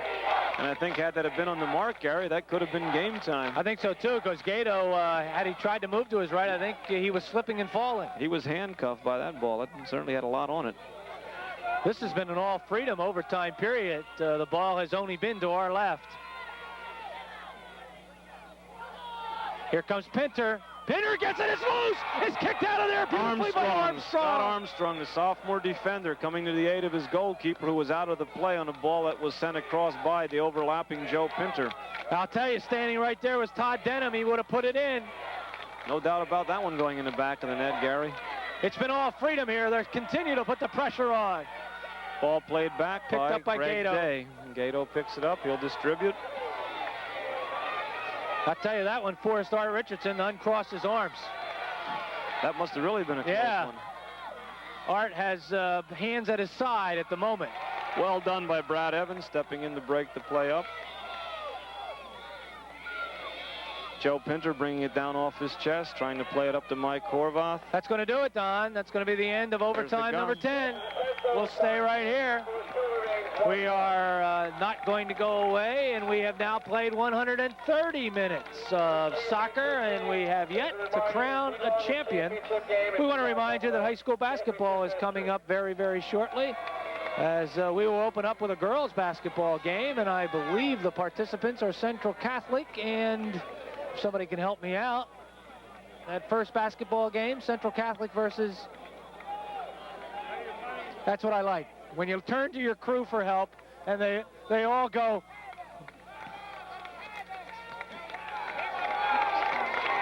All right, we think it's Central Catholic and Parkland, I believe, is our opener. We will have that the Tuesday after Thanksgiving, and our first boys game, we know that one. That's Friday night, Whitehall against Allen. So we will be busy. Well, now they say maybe it's Whitehall and Becca. So you just stay tuned. We'll let you know. We're getting a little punchy Nothing up certain here. today, is there, That's Gary? right. Nothing for sure, except I think fatigue is setting in as far as we are concerned. I tell you, I must be a glutton. I can honestly say I'm enjoying every second of this. Well, it's been a great game. It's 4:18 for those of you who are wondering the actual time. The sun has not quite set behind us. Here's Freedom kicking off this period.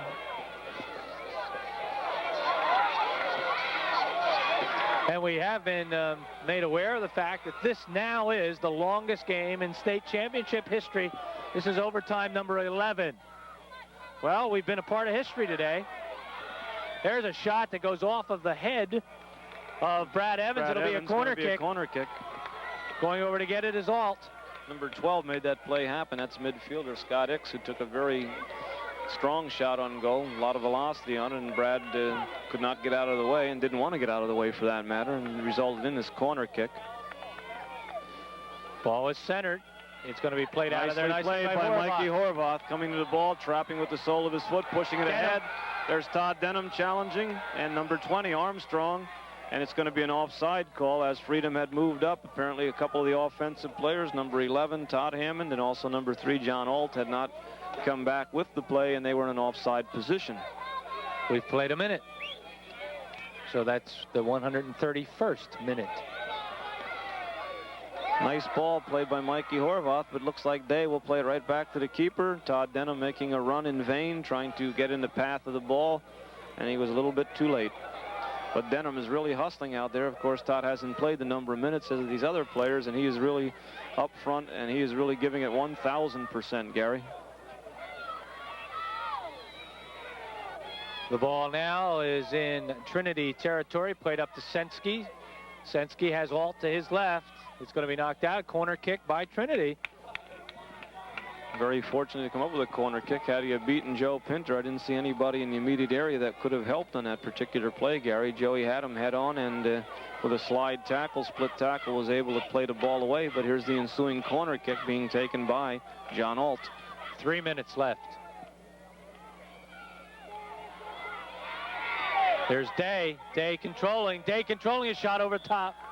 Everybody wanted to call for dangerous play there, and I had to agree with him as Day was bringing that ball under control with traffic around. Traffic meaning Freedom defenders. His foot was clearly raised in a position that would have not made it too conducive for anybody else playing the ball, and that should have constituted a dangerous play. You can almost sense each player looking within themselves to see how much more they can give. Day, I was watching Day come back up the field, and he just simply bowed his head as he's doing right now, and just saying really how much more and how much more do we have to give to come away with a win. Wanted to do more with that ball, but believe me, there wasn't much more he could have done with it, fresh or tired as they must be after this juncture of the game. Push off on number 12, Scott Hicks. Free kick, Freedom. Time remaining approximately 2 minutes. 2 minutes.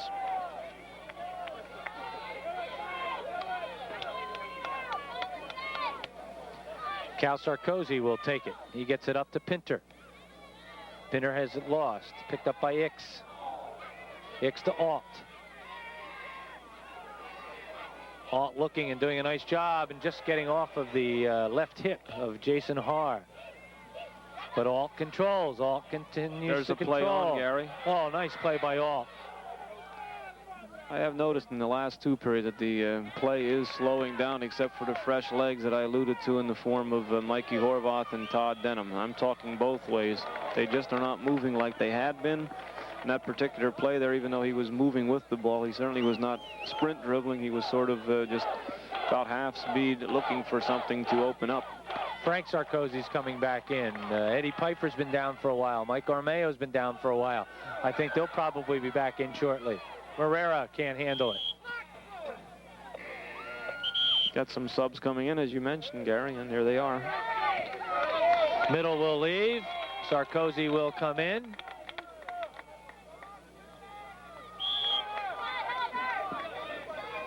Darkness begins to set in.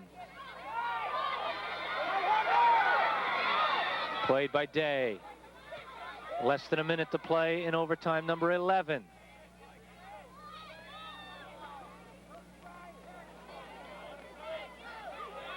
Donnie, I think one nice thing, I think it's gotten a little warmer in the last 20 minutes or so. That usually doesn't happen when the sun goes down. I think the wind has stopped, Gary. I think that might be the factor for the sudden surge of warmth there. 30 seconds to go. Less than that. We're down almost 15 Here's Todd seconds. Denham coming back with the ball, looking to do something. It's played up. And the keeper, Gato, coming off his line. That's going to do collecting it. And the sit-in official is watching the time. He's probably down in the last 10 seconds. He seems to be counting out. He's raising the gun, and there it is. We played 135 minutes. We now go to overtime period number 12. The score remains 1-1. As again, we reset our clock. One of our major concerns, Don, is whether the PIAA has enough bullets. Well, somebody said they could run out of blanks. I guess they'll have to go to a secondary whistle on the sideline to call the time. Well, we can always go to our crew for weapons. Our crew, again, in case you missed it, they've done an outstanding job here the last 2 days as they have been out and back and out and back. Ed Reed is on our camera to the right. On our camera to the left is Glenn Romelli, Tina Fritzinger down in the truck, along with director Darryl Berta. Super job, all four of you. We may be here a while yet, though. Don't start to relax.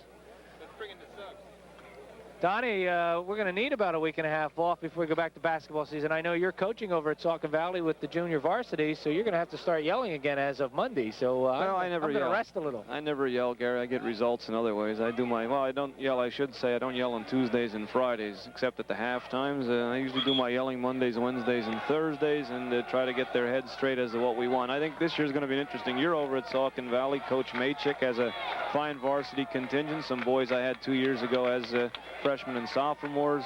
We're looking forward to a great year. We have some nice boys in the JV this year. Our whole program is on solid ground, we feel, and we're looking forward to great anticipation.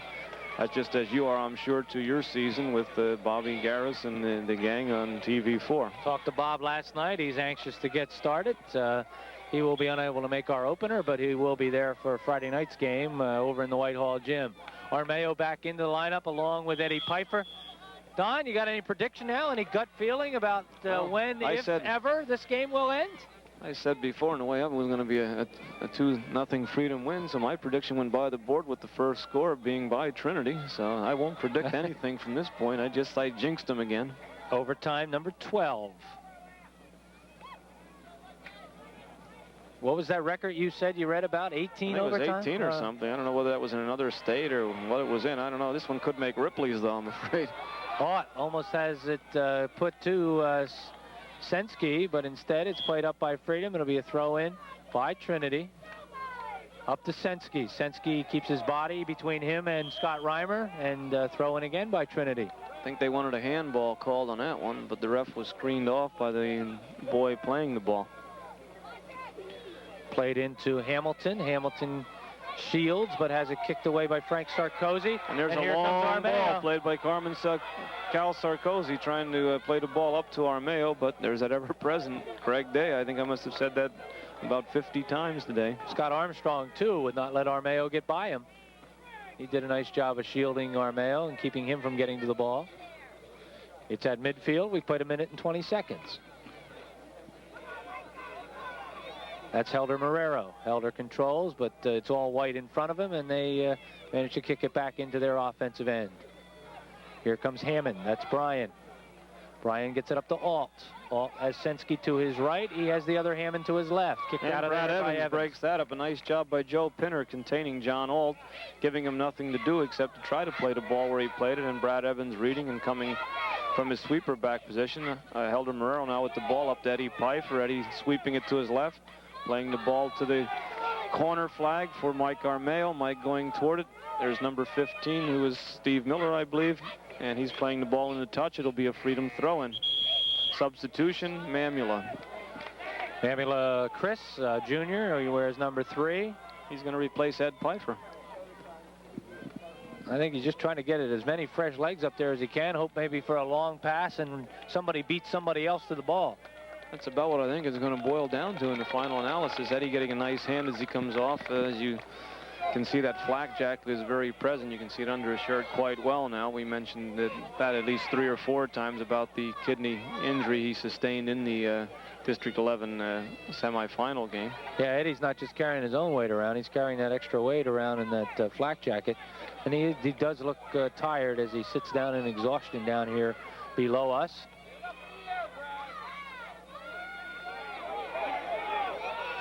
The ball is at midfield. Played back into the Freedom defensive zone. What a play by Scott Reimer, going up between 2 people and playing that ball over to Frank Sarkozy, who puts a lovely chip up the line toward Mamula. I'll tell you, this kid here hasn't made many mistakes either today, and that's Armstrong. And he's only a sophomore. Just outstanding. It's been great soccer by both teams. Push off by Mike Armeo. Both teams have been outstanding, as evidenced by the 1-1 tie, as we now have less than 2 minutes to go in overtime number 12.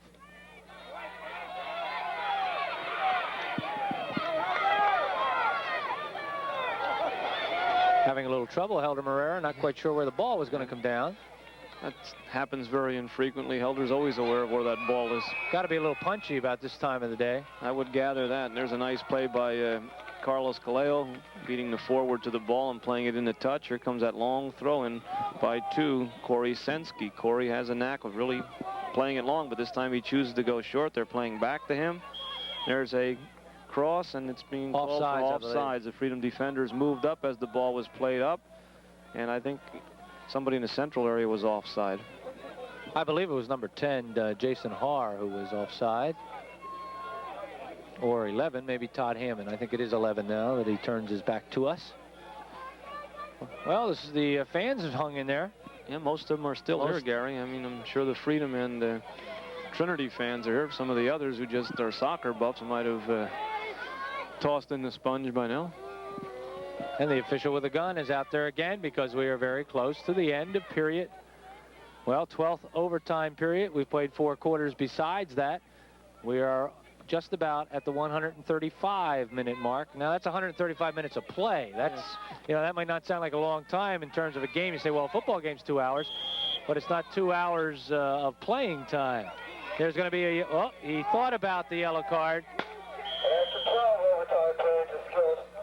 Good choice by the official there, Gary. He was going to give the yellow card, but he saw the sit-in official raising the gun, ready to call the end of the period, so he thought better of it, and he did give a verbal caution to Frank Sarkozy for showing dissent, and I think it was a nice way of handling it. PIAA officials talking now. It's Tom Stauffer, is it? I don't exactly know what Mr. Stauffer is telling both teams, but there was a bit of a conference with the officials. He's looking at his watch and might have something to do with they're only going to play so many more if they don't have a sudden death winner. And that could be the alternative. This is period number 1, Gary, in overtime. This is number 13 coming up, and I said 135. This is 140 minutes we've played now. And we're trying to get the attention of Mr. Stauffer to see exactly what we're going to be doing, but at the moment we are unable to do that. We don't have real access down there because we're high atop our TV4 truck. We're sitting up here, and we've got a good vantage point to watch the game, but we don't have the capability of going down and running to the table because we got a big chain link fence between us and the stadium. Well, you were hurdling that pretty well earlier today, Gary. Well, that was 140 minutes ago, Donald. No more. I see our ladders are up there. Our ladders are back up. The players are back out on the field.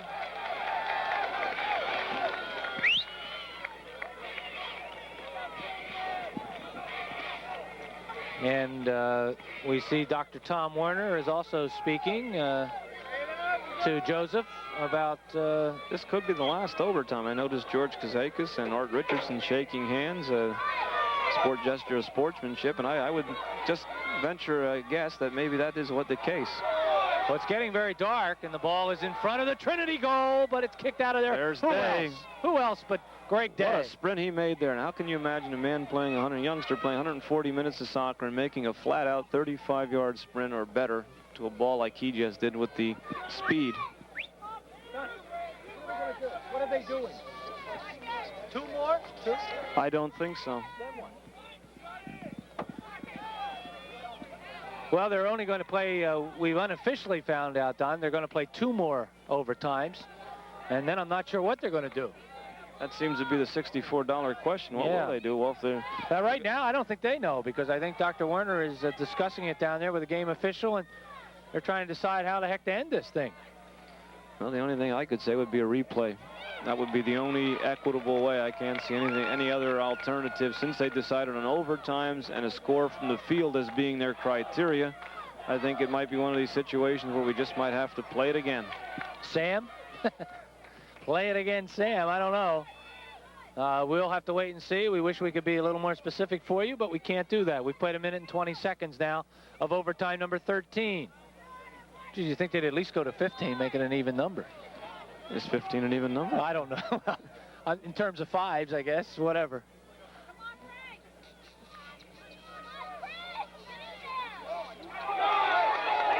The ball is pushed up. We may get an opportunity. Here's Armeo. That's a good play, Don. Even though it's a violation, it's a good violation because he did it outside the line. For the Freedom fans, it happened about 2 yards too soon. That's right. It would have been inside the big rectangle. That would have resulted in a penalty kick, and we might have had the game decider, or at least an opportunity at it.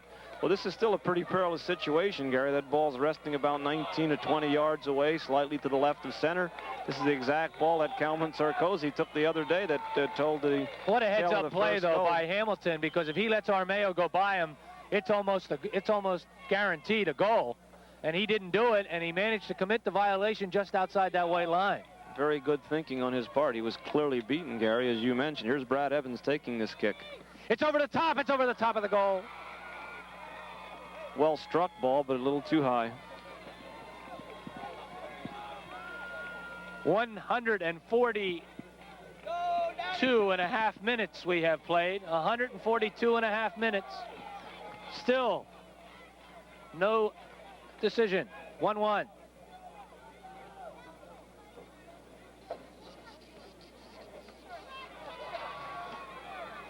The ball is up.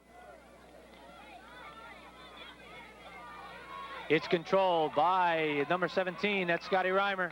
Scotty trying to get to it first. Does a nice job. Gets by Day, but Day hustles right back and gets the ball. Day with a beautiful move, looking now to clear it. It's a good place to contain him, though. And they do contain him, but the ball is broken loose, and number 10 is up with it. And then number 10 happens to be Jason Haar. Jason Haar.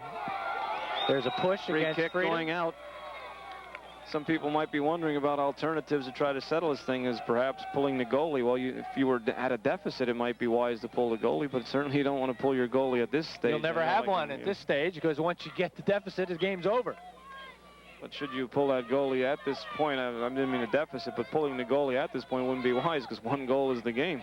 If you were down, which you wouldn't be at this point, as you mentioned, Gary corrected me, it might be a wise move.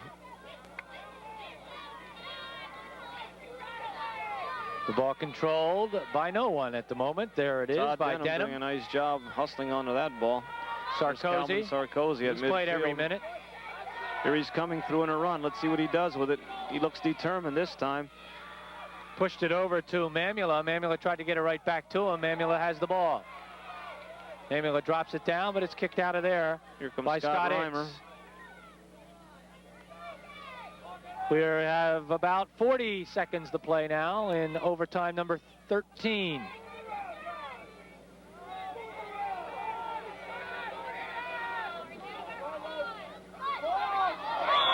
There's a trip, and there's a push, and Coelho, he's got to be a little bit careful too.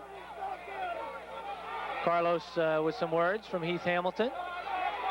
Remember, Freedom has been playing short-handed without Doug Gronewald since the 2:35 mark of the 8th overtime. So they've played 7 overtimes, 1 man shy. That's there's high. Cal's shot, a little wide, a little high, but strong. That's it. After 145 minutes, we'll be back. It's 1-1.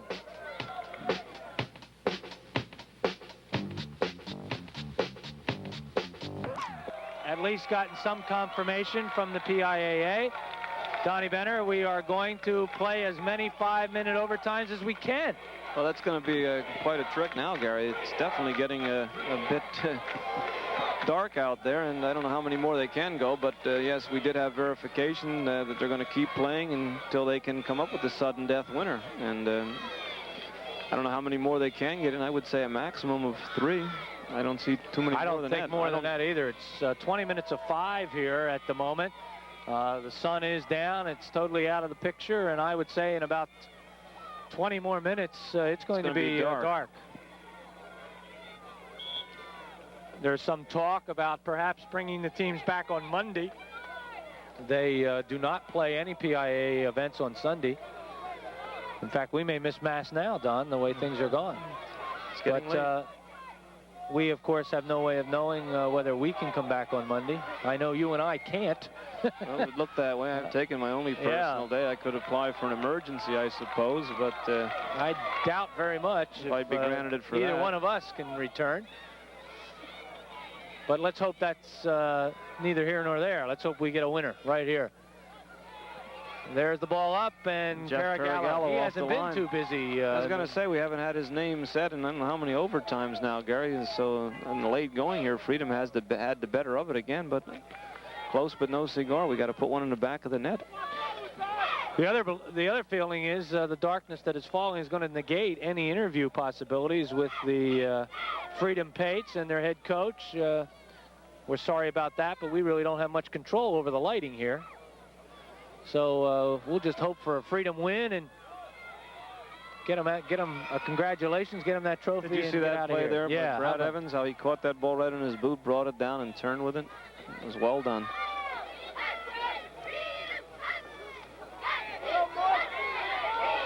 Nice play. Sarkozy, he still has the moves despite being in there for every minute of this game. Delivers a pretty nice ball, only it's going to run out of space. We have 3.5 minutes to go in overtime number 19.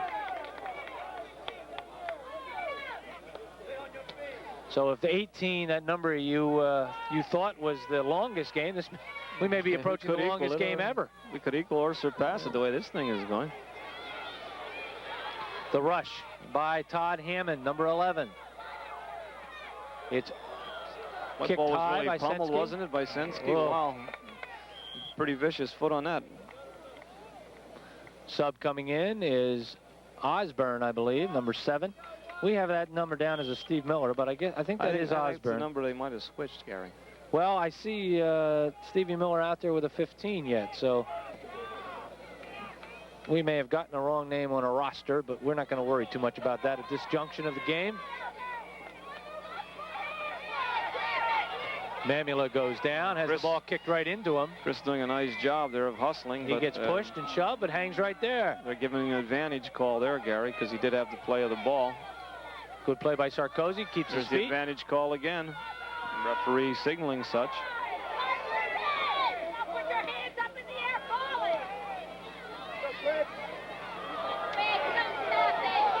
Here comes Alt. Alt tries to push it up. Nobody there but black and gold. Here comes Paragallo.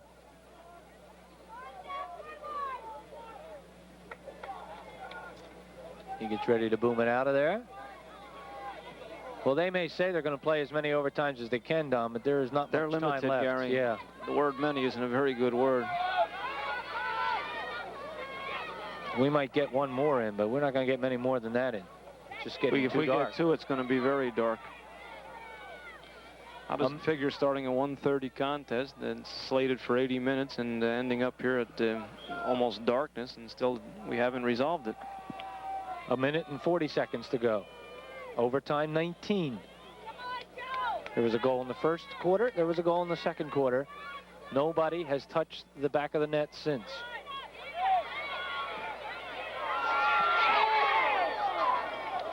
Oh, that's right. It's overtime 14, not 19. What do we?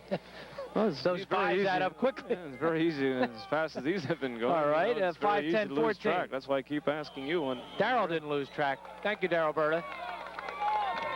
I'm not able to take my shoes off here to count them. There's an obvious offsides on the Trinity forwards, and Brad Evans will distribute the ball from just outside the center circle. We've played now 149 minutes. Here comes Reimer. Reimer pushes it up, a shot on goal. It's wide to the left side. Very nice shot taken there by Todd Denham. Just a little wide of the mark. I thought that one had it all over it. Looked like that one was going to go. Gato did a nice job. He was there. He had the corner protected. The ball didn't get to the corner. Yes, he had that one covered. I think if it would have been inside the post, I think he would have smothered it. And again, we see the gun is out. The alternate official, Mike Adams, has the gun in his hand. He'll get out of the way. There's not much time left. Gary. We got about 5 seconds for, well, we had less than that. That's the end of overtime number 14. We've played 150 minutes. We now go to the 15th overtime period. And again, we're going to get a discussion with both coaches. We wish that we were privy to that information. In fact, if we can get a shot of the people down here discussing it. And again, we'll try to get the information as soon as we possibly can. There you see the discussion that's going on. Don, I don't know how many options are available to them. Well, I think as I see it, Gary, there's only one option if they think it's light enough to play at least one more. And if it still isn't resolved, I think the option is a replay because they agreed they weren't going to. History could be made. Oddly enough, we're going to play 2 more 5-minute periods. And then if we have no winner, we've got co-state champions. And that would be the first time in history also, so history would be made. Tom is really scratching his head down there, I'll tell you. Well, I'll tell you, that might be a prudent decision. After all, they have certainly have played this far, and the disadvantage of a replay, as I was thinking they would go, the cost would be one factor. Another factor is, do you ever see the same game and the same factors twice? So who knows what weather could be by next Monday. It's let's face it, it's now what, the 20th of November, and winter is set in. It's getting quite cold up here now. I'm glad we kept the coats and so on, but well, I would think it's an interesting decision by Tom Werner, but I think perhaps a very just one. Maybe we'll have a champion. Maybe we'll have either co-champions, that's obvious, or we're going to have a single champion. Well, I think, too, you got to consider the fact that these kids have been out of school now on Thursday and Friday. They came out here, well, they missed school Thursday. They came out here after school on Thursday. They've been here. And now to bring them back, the cost factor has to be thought about. You probably would want to bring them back out here tomorrow unless you just stayed over. And that gets to be expensive. And maybe co-champions is what we have here. They played so evenly, and they are outstanding. 2 teams that have played this evenly for this long. I think there's something to be said for co-champions. I know football had done it when they used to have a state tournament. I know Bethlehem Liberty was involved years ago in 1934 or something. They had co-champs with Altoona, I believe it was. The ball is controlled by Trinity. There's one right at Paragallo. That one coming off the foot of Jason Haar. Jason got a pretty good foot on that, but it was right to Jeff. So we are looking right now at the overtime number 15. And we will play one more. Maybe. All we need is a goal, and it's all over. Of course, Don, with that decision made now, what a heartbreaker if you do lose. Yeah, knowing that if you could have hung on for X number of minutes more, you could have been a co-state champ. You could say you're a state champ. But I think... But these men down there making these decisions, Gary, have to make decisions that they probably never really thought they'd have to make. Thought it would have to be made, as you said, and they'll be criticized, I'm sure, in some circles, but they've got to live with it. I'm sure they're making a decision which they feel is in the best interest of the participants. Well, the nice part, I mean, you're not demeaning anybody. You're giving both teams state championships. There's nothing wrong with that. I think that the game has been attempted to be settled in the best way possible, and that's on the field. You haven't gone to penalty kicks, and you'd hate to see a state championship lost by penalty kicks, and I think it's a good decision. Yeah, I think it's a wise decision. I think Dr. Tom Werner, the executive director of the PIAA, again has come up with something that on the spot shows he's a courageous man. He's willing to make that decision, shows he's a thoughtful man, and has the interest of the participants at heart, and I think this is the best decision that could have been made in view of what's transpired here today. All right, the ball controlled by Trinity. I'll tell you, it's interesting here as we look down at our monitor. It looks like it's a lot lighter here in your picture at home than it is in actuality. Yes, it is getting quite dark. We have a nice bright picture here on our monitor, and we hope you do too, but it is getting rather dark. The street lights are on here. I guess they're timed, aren't they, or based on light? Well, maybe they're based on lighting here at Shippensburg. There's a lovely ball played by Helder Marrero, but it just doesn't quite clear Scott Miller. 2.5 minutes to go in overtime number 15.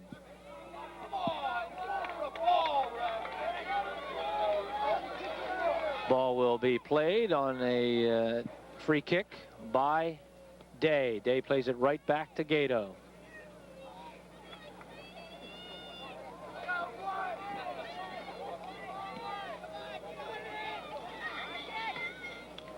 We are approaching 10 minutes of 5 here at Shippensburg. David C. Field trying to line it up, trying to get a shot off. That's number 11. That's Todd Hammond. Nice play by Quello. Oh, right off of the side of the body of Scott Hicks. Sub in, Mamula replaces Pfeiffer. And Armeo's back in. He's replacing Frankie Sarkozy the way it looks. Eddie doesn't have a heck of a lot left. Boy, he has played some game and he is tired. Maybe a few cramps tonight, Donald, laying around. I would imagine. I'm just talking about the two of us. Oh, yes. Well, that goes without saying.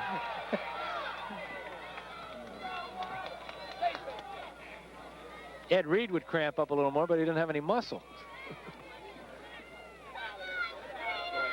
Eddie's been bending over that camera all day along with Glenn Romelli, and yeoman's job, guys. Played by Armstrong nicely. He still doesn't make any errors, no matter how many quarters you play or how many periods you play. In fact, nobody has. The Freedom team has been outstanding. The Trinity team has been outstanding. We are into the last minute now of overtime 15. Nobody has threatened here.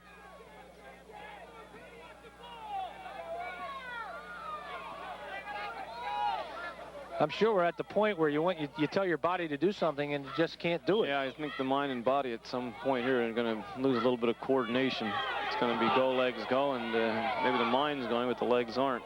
Cleared out of there by Scott Reimer, but right up to Heath Hamilton. Hamilton's going to come down and blast away. It's going to go wide to the left of Paragallo, our right. It'll be a goal kick. And where's the gun? There it is. See, in the 15th, we played 155 minutes. We now move into the final sudden death overtime period. And again, we will have co-state champions should no one score this time around. I think PIAA is going to have to quickly run out and buy another trophy. Well, I'm sure they'll attend to that. They'll probably have one hand on each side for the ceremony. Well, we were joking in the league. No question about it. Perhaps their greatest season under George Kazakis. Their seniors are Jeff Paragallo, Cal Sarkozy Jr., Andy Wagner, Brad Evans, Carlos Quello, Scott Reimer. The other seniors, Phil Gerard, Todd Denham, Todd Weaver, Bobby Fisher, Jack Redding, Mike Sharp. Just an outstanding final career game here for Freedom and the Pates. This is the final overtime period, their final opportunity. If they don't score, we will have co-champions. They will be state champions in our eyes. You don't have to keep the co in there. Trinity has been outstanding. We would almost hate to see any team lose this game, and maybe at the end of 5 more minutes, it is only appropriate that they both take home a state championship trophy. Here we go. Overtime period number 16. Trinity had the kickoff this period, Gary. Let's see what they will do with it. Helder Merrill picking it up right around midfield, playing it back to Calman Sarkozy. Calman playing a long ball toward Mike Armeo. And the ball is played back to the keeper by Greg Day. Once again, Day beating Armeo, not by much, but holding him off and what kind of confidence do you have to have in your right leg, though, to hit a shot back to your goalkeeper like that, knowing that you can hit it just perfectly right into his chest? There's a shot, but it's going to be wide to the right. The young man is definitely composed. That's what his coach said about him. One of the most composed defenders he's ever seen, even though he's an underclassman being a junior. And I think that's the kind of confidence you must have. I think all these youngsters have a great learning experience out here today as far as confidence in their abilities on a soccer field. 4 minutes and 5 seconds to go. Sudden death overtime. But we've said that for 16 overtime periods.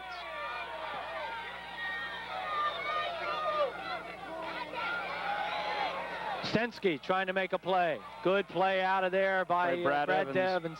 Boy, he's been outstanding, too, defensively all year long. You're watching two super sweepers back there. Make no mistake about that. You're watching a lot of super players, like 22 of them at any given time on these field out there today. Paragallo will get the kick away. Some walking around now, understandably. People not running to their spots anymore. There's a shot. It's Paragallo. It's the post. Oh, my goodness. It hit the post. Unfortunate.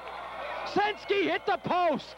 And the bench is going wild down below, the Trinity bench. They just can't believe their misfortune, how that could happen, how that ball ticked the post, and how the Freedom defender happened to be in position after it ticked the post to play it. It's going to result in a corner kick, Gary, and let's see what they'll do with this. Art Richardson looked heavenward. He looked up to the sky. Oh, right into Paragallo's midsection. And Paragallo was pushed by number 19. I believe that would be, make that number 11, Todd Hammond.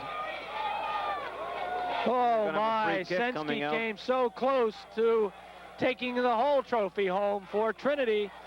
There are 2 minutes and 40 seconds to go. The ball controlled by Trinity. Kicked out of there by Sarkozy.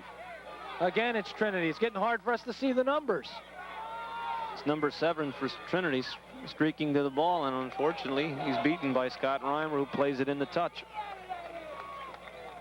It'll be corner kick by Corey Sensky. No, it's going to be a throw-in. I'm sorry, a throw-in by Sensky. Ball went over the sideline. Paragallo waiting. Sensky almost gets his foot on. There's going to be a booming shot right to Paragallo. Nice stop by Jeffrey on a high ball. A very good kick delivered by one of the Trinity Jason Haar, youngsters. Jason Haar, number 10, getting a nice shot on goal. And Jeffrey again rising to the occasion. This has been all Trinity. They've had 2 outstanding opportunities. Armstrong kicks it up. Maybe Freedom can get a rush going. Armstrong there to stop it. Kicks it back into the Trinity offensive territory. Nice play by Scott Reimer. Reimer again with a good tackle. Reimer brings it up. He's looking for Armeo. Armeo one-on-one on Day. This could be interesting. 1-on-3. Day. Armeo 1-on-3. But they bought some help there by containing. He bought some help, and that was very important. When it started out, it looked like a 1-on-1, Gary, but by containment there, he kept him from having the 1-on-1. And when he was finally beaten, he had Armstrong backing up, and also the other defender on the other side, whose number I cannot see because of the light factor.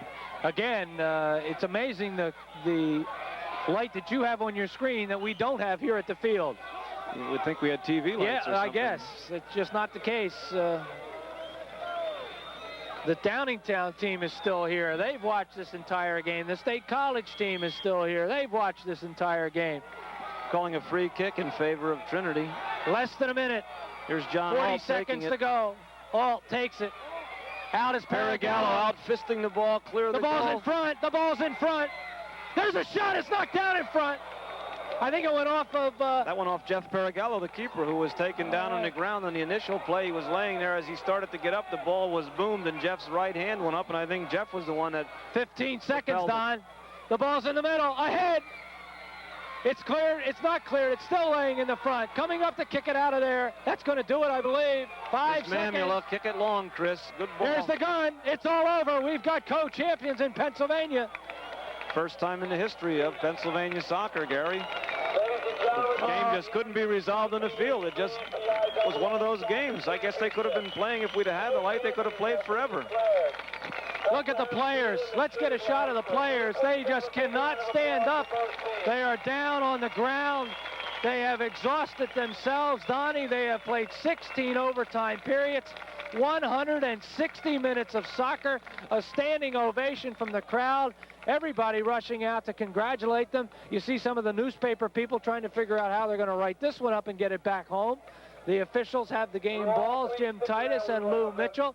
There will be a medal ceremony, but again, I don't think we're going to stick around for that. We'll look for some direction from Darryl Berta. Donnie Benner, 1-1 Freedom is, in our eyes, state champions, no doubt about it. They are the co-champions. The Trinity Hillers gave them all they wanted today. They were outstanding, particularly in that 16th overtime period. They made Jeff Paragallo come to the front and be a hero.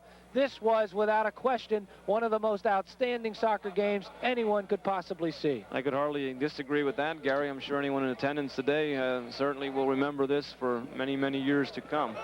Might bring up some interesting questions as to should the occasion ever come again. Will they have a different way of resolving it? I heard some mutterings in the crowd that they weren't too happy with the co-state champs, but I'm sure justice prevailed, and I'm sure that was a very prudent decision. I'm happy with it. We have our state champ, and also Trinity can call themselves state champs, and both teams certainly can hold their heads up high because they certainly made themselves proud and their schools proud in their communities. Well, we have been very, very proud to be a part of this state championship by Freedom, and they finished their season at 23-0-2. And Don Benner, I want to just take a little bit of time to tell you how appreciative we are for the job you did. Just an outstanding job all season long, but in particular the last 2 days to make this a very easy game to understand and an easy game to follow. Super Gary, job. It's been my pleasure. I enjoyed being out here. I would have been here either way. It was great to be here and do it for TV4. I hope we've helped some people gain a little understanding of this great game of soccer. And unfortunately, we didn't see a champ. We saw a co-champ, but we saw one tremendous soccer match. Well, we saw two champions is what we saw, and we have been very proud to be a part of the PIAA 1983 State Soccer Championship. For all the crew at TV4, we want to thank you for joining us. Remember, we've got basketball coming up in just a couple of weeks. We'll have girls basketball on our opening Tuesday night following Thanksgiving, boys basketball on the Friday night to follow. We've got wrestling this winter. We're going to have some swimming for you, some gymnastics for you, a whole new schedule of things on TV4. Well, that's going to do it. The final score, Freedom 1, Trinity 1, co-state champions for everybody at TV4. For Don Benner, I'm Gary Laubach. We'll see you next time.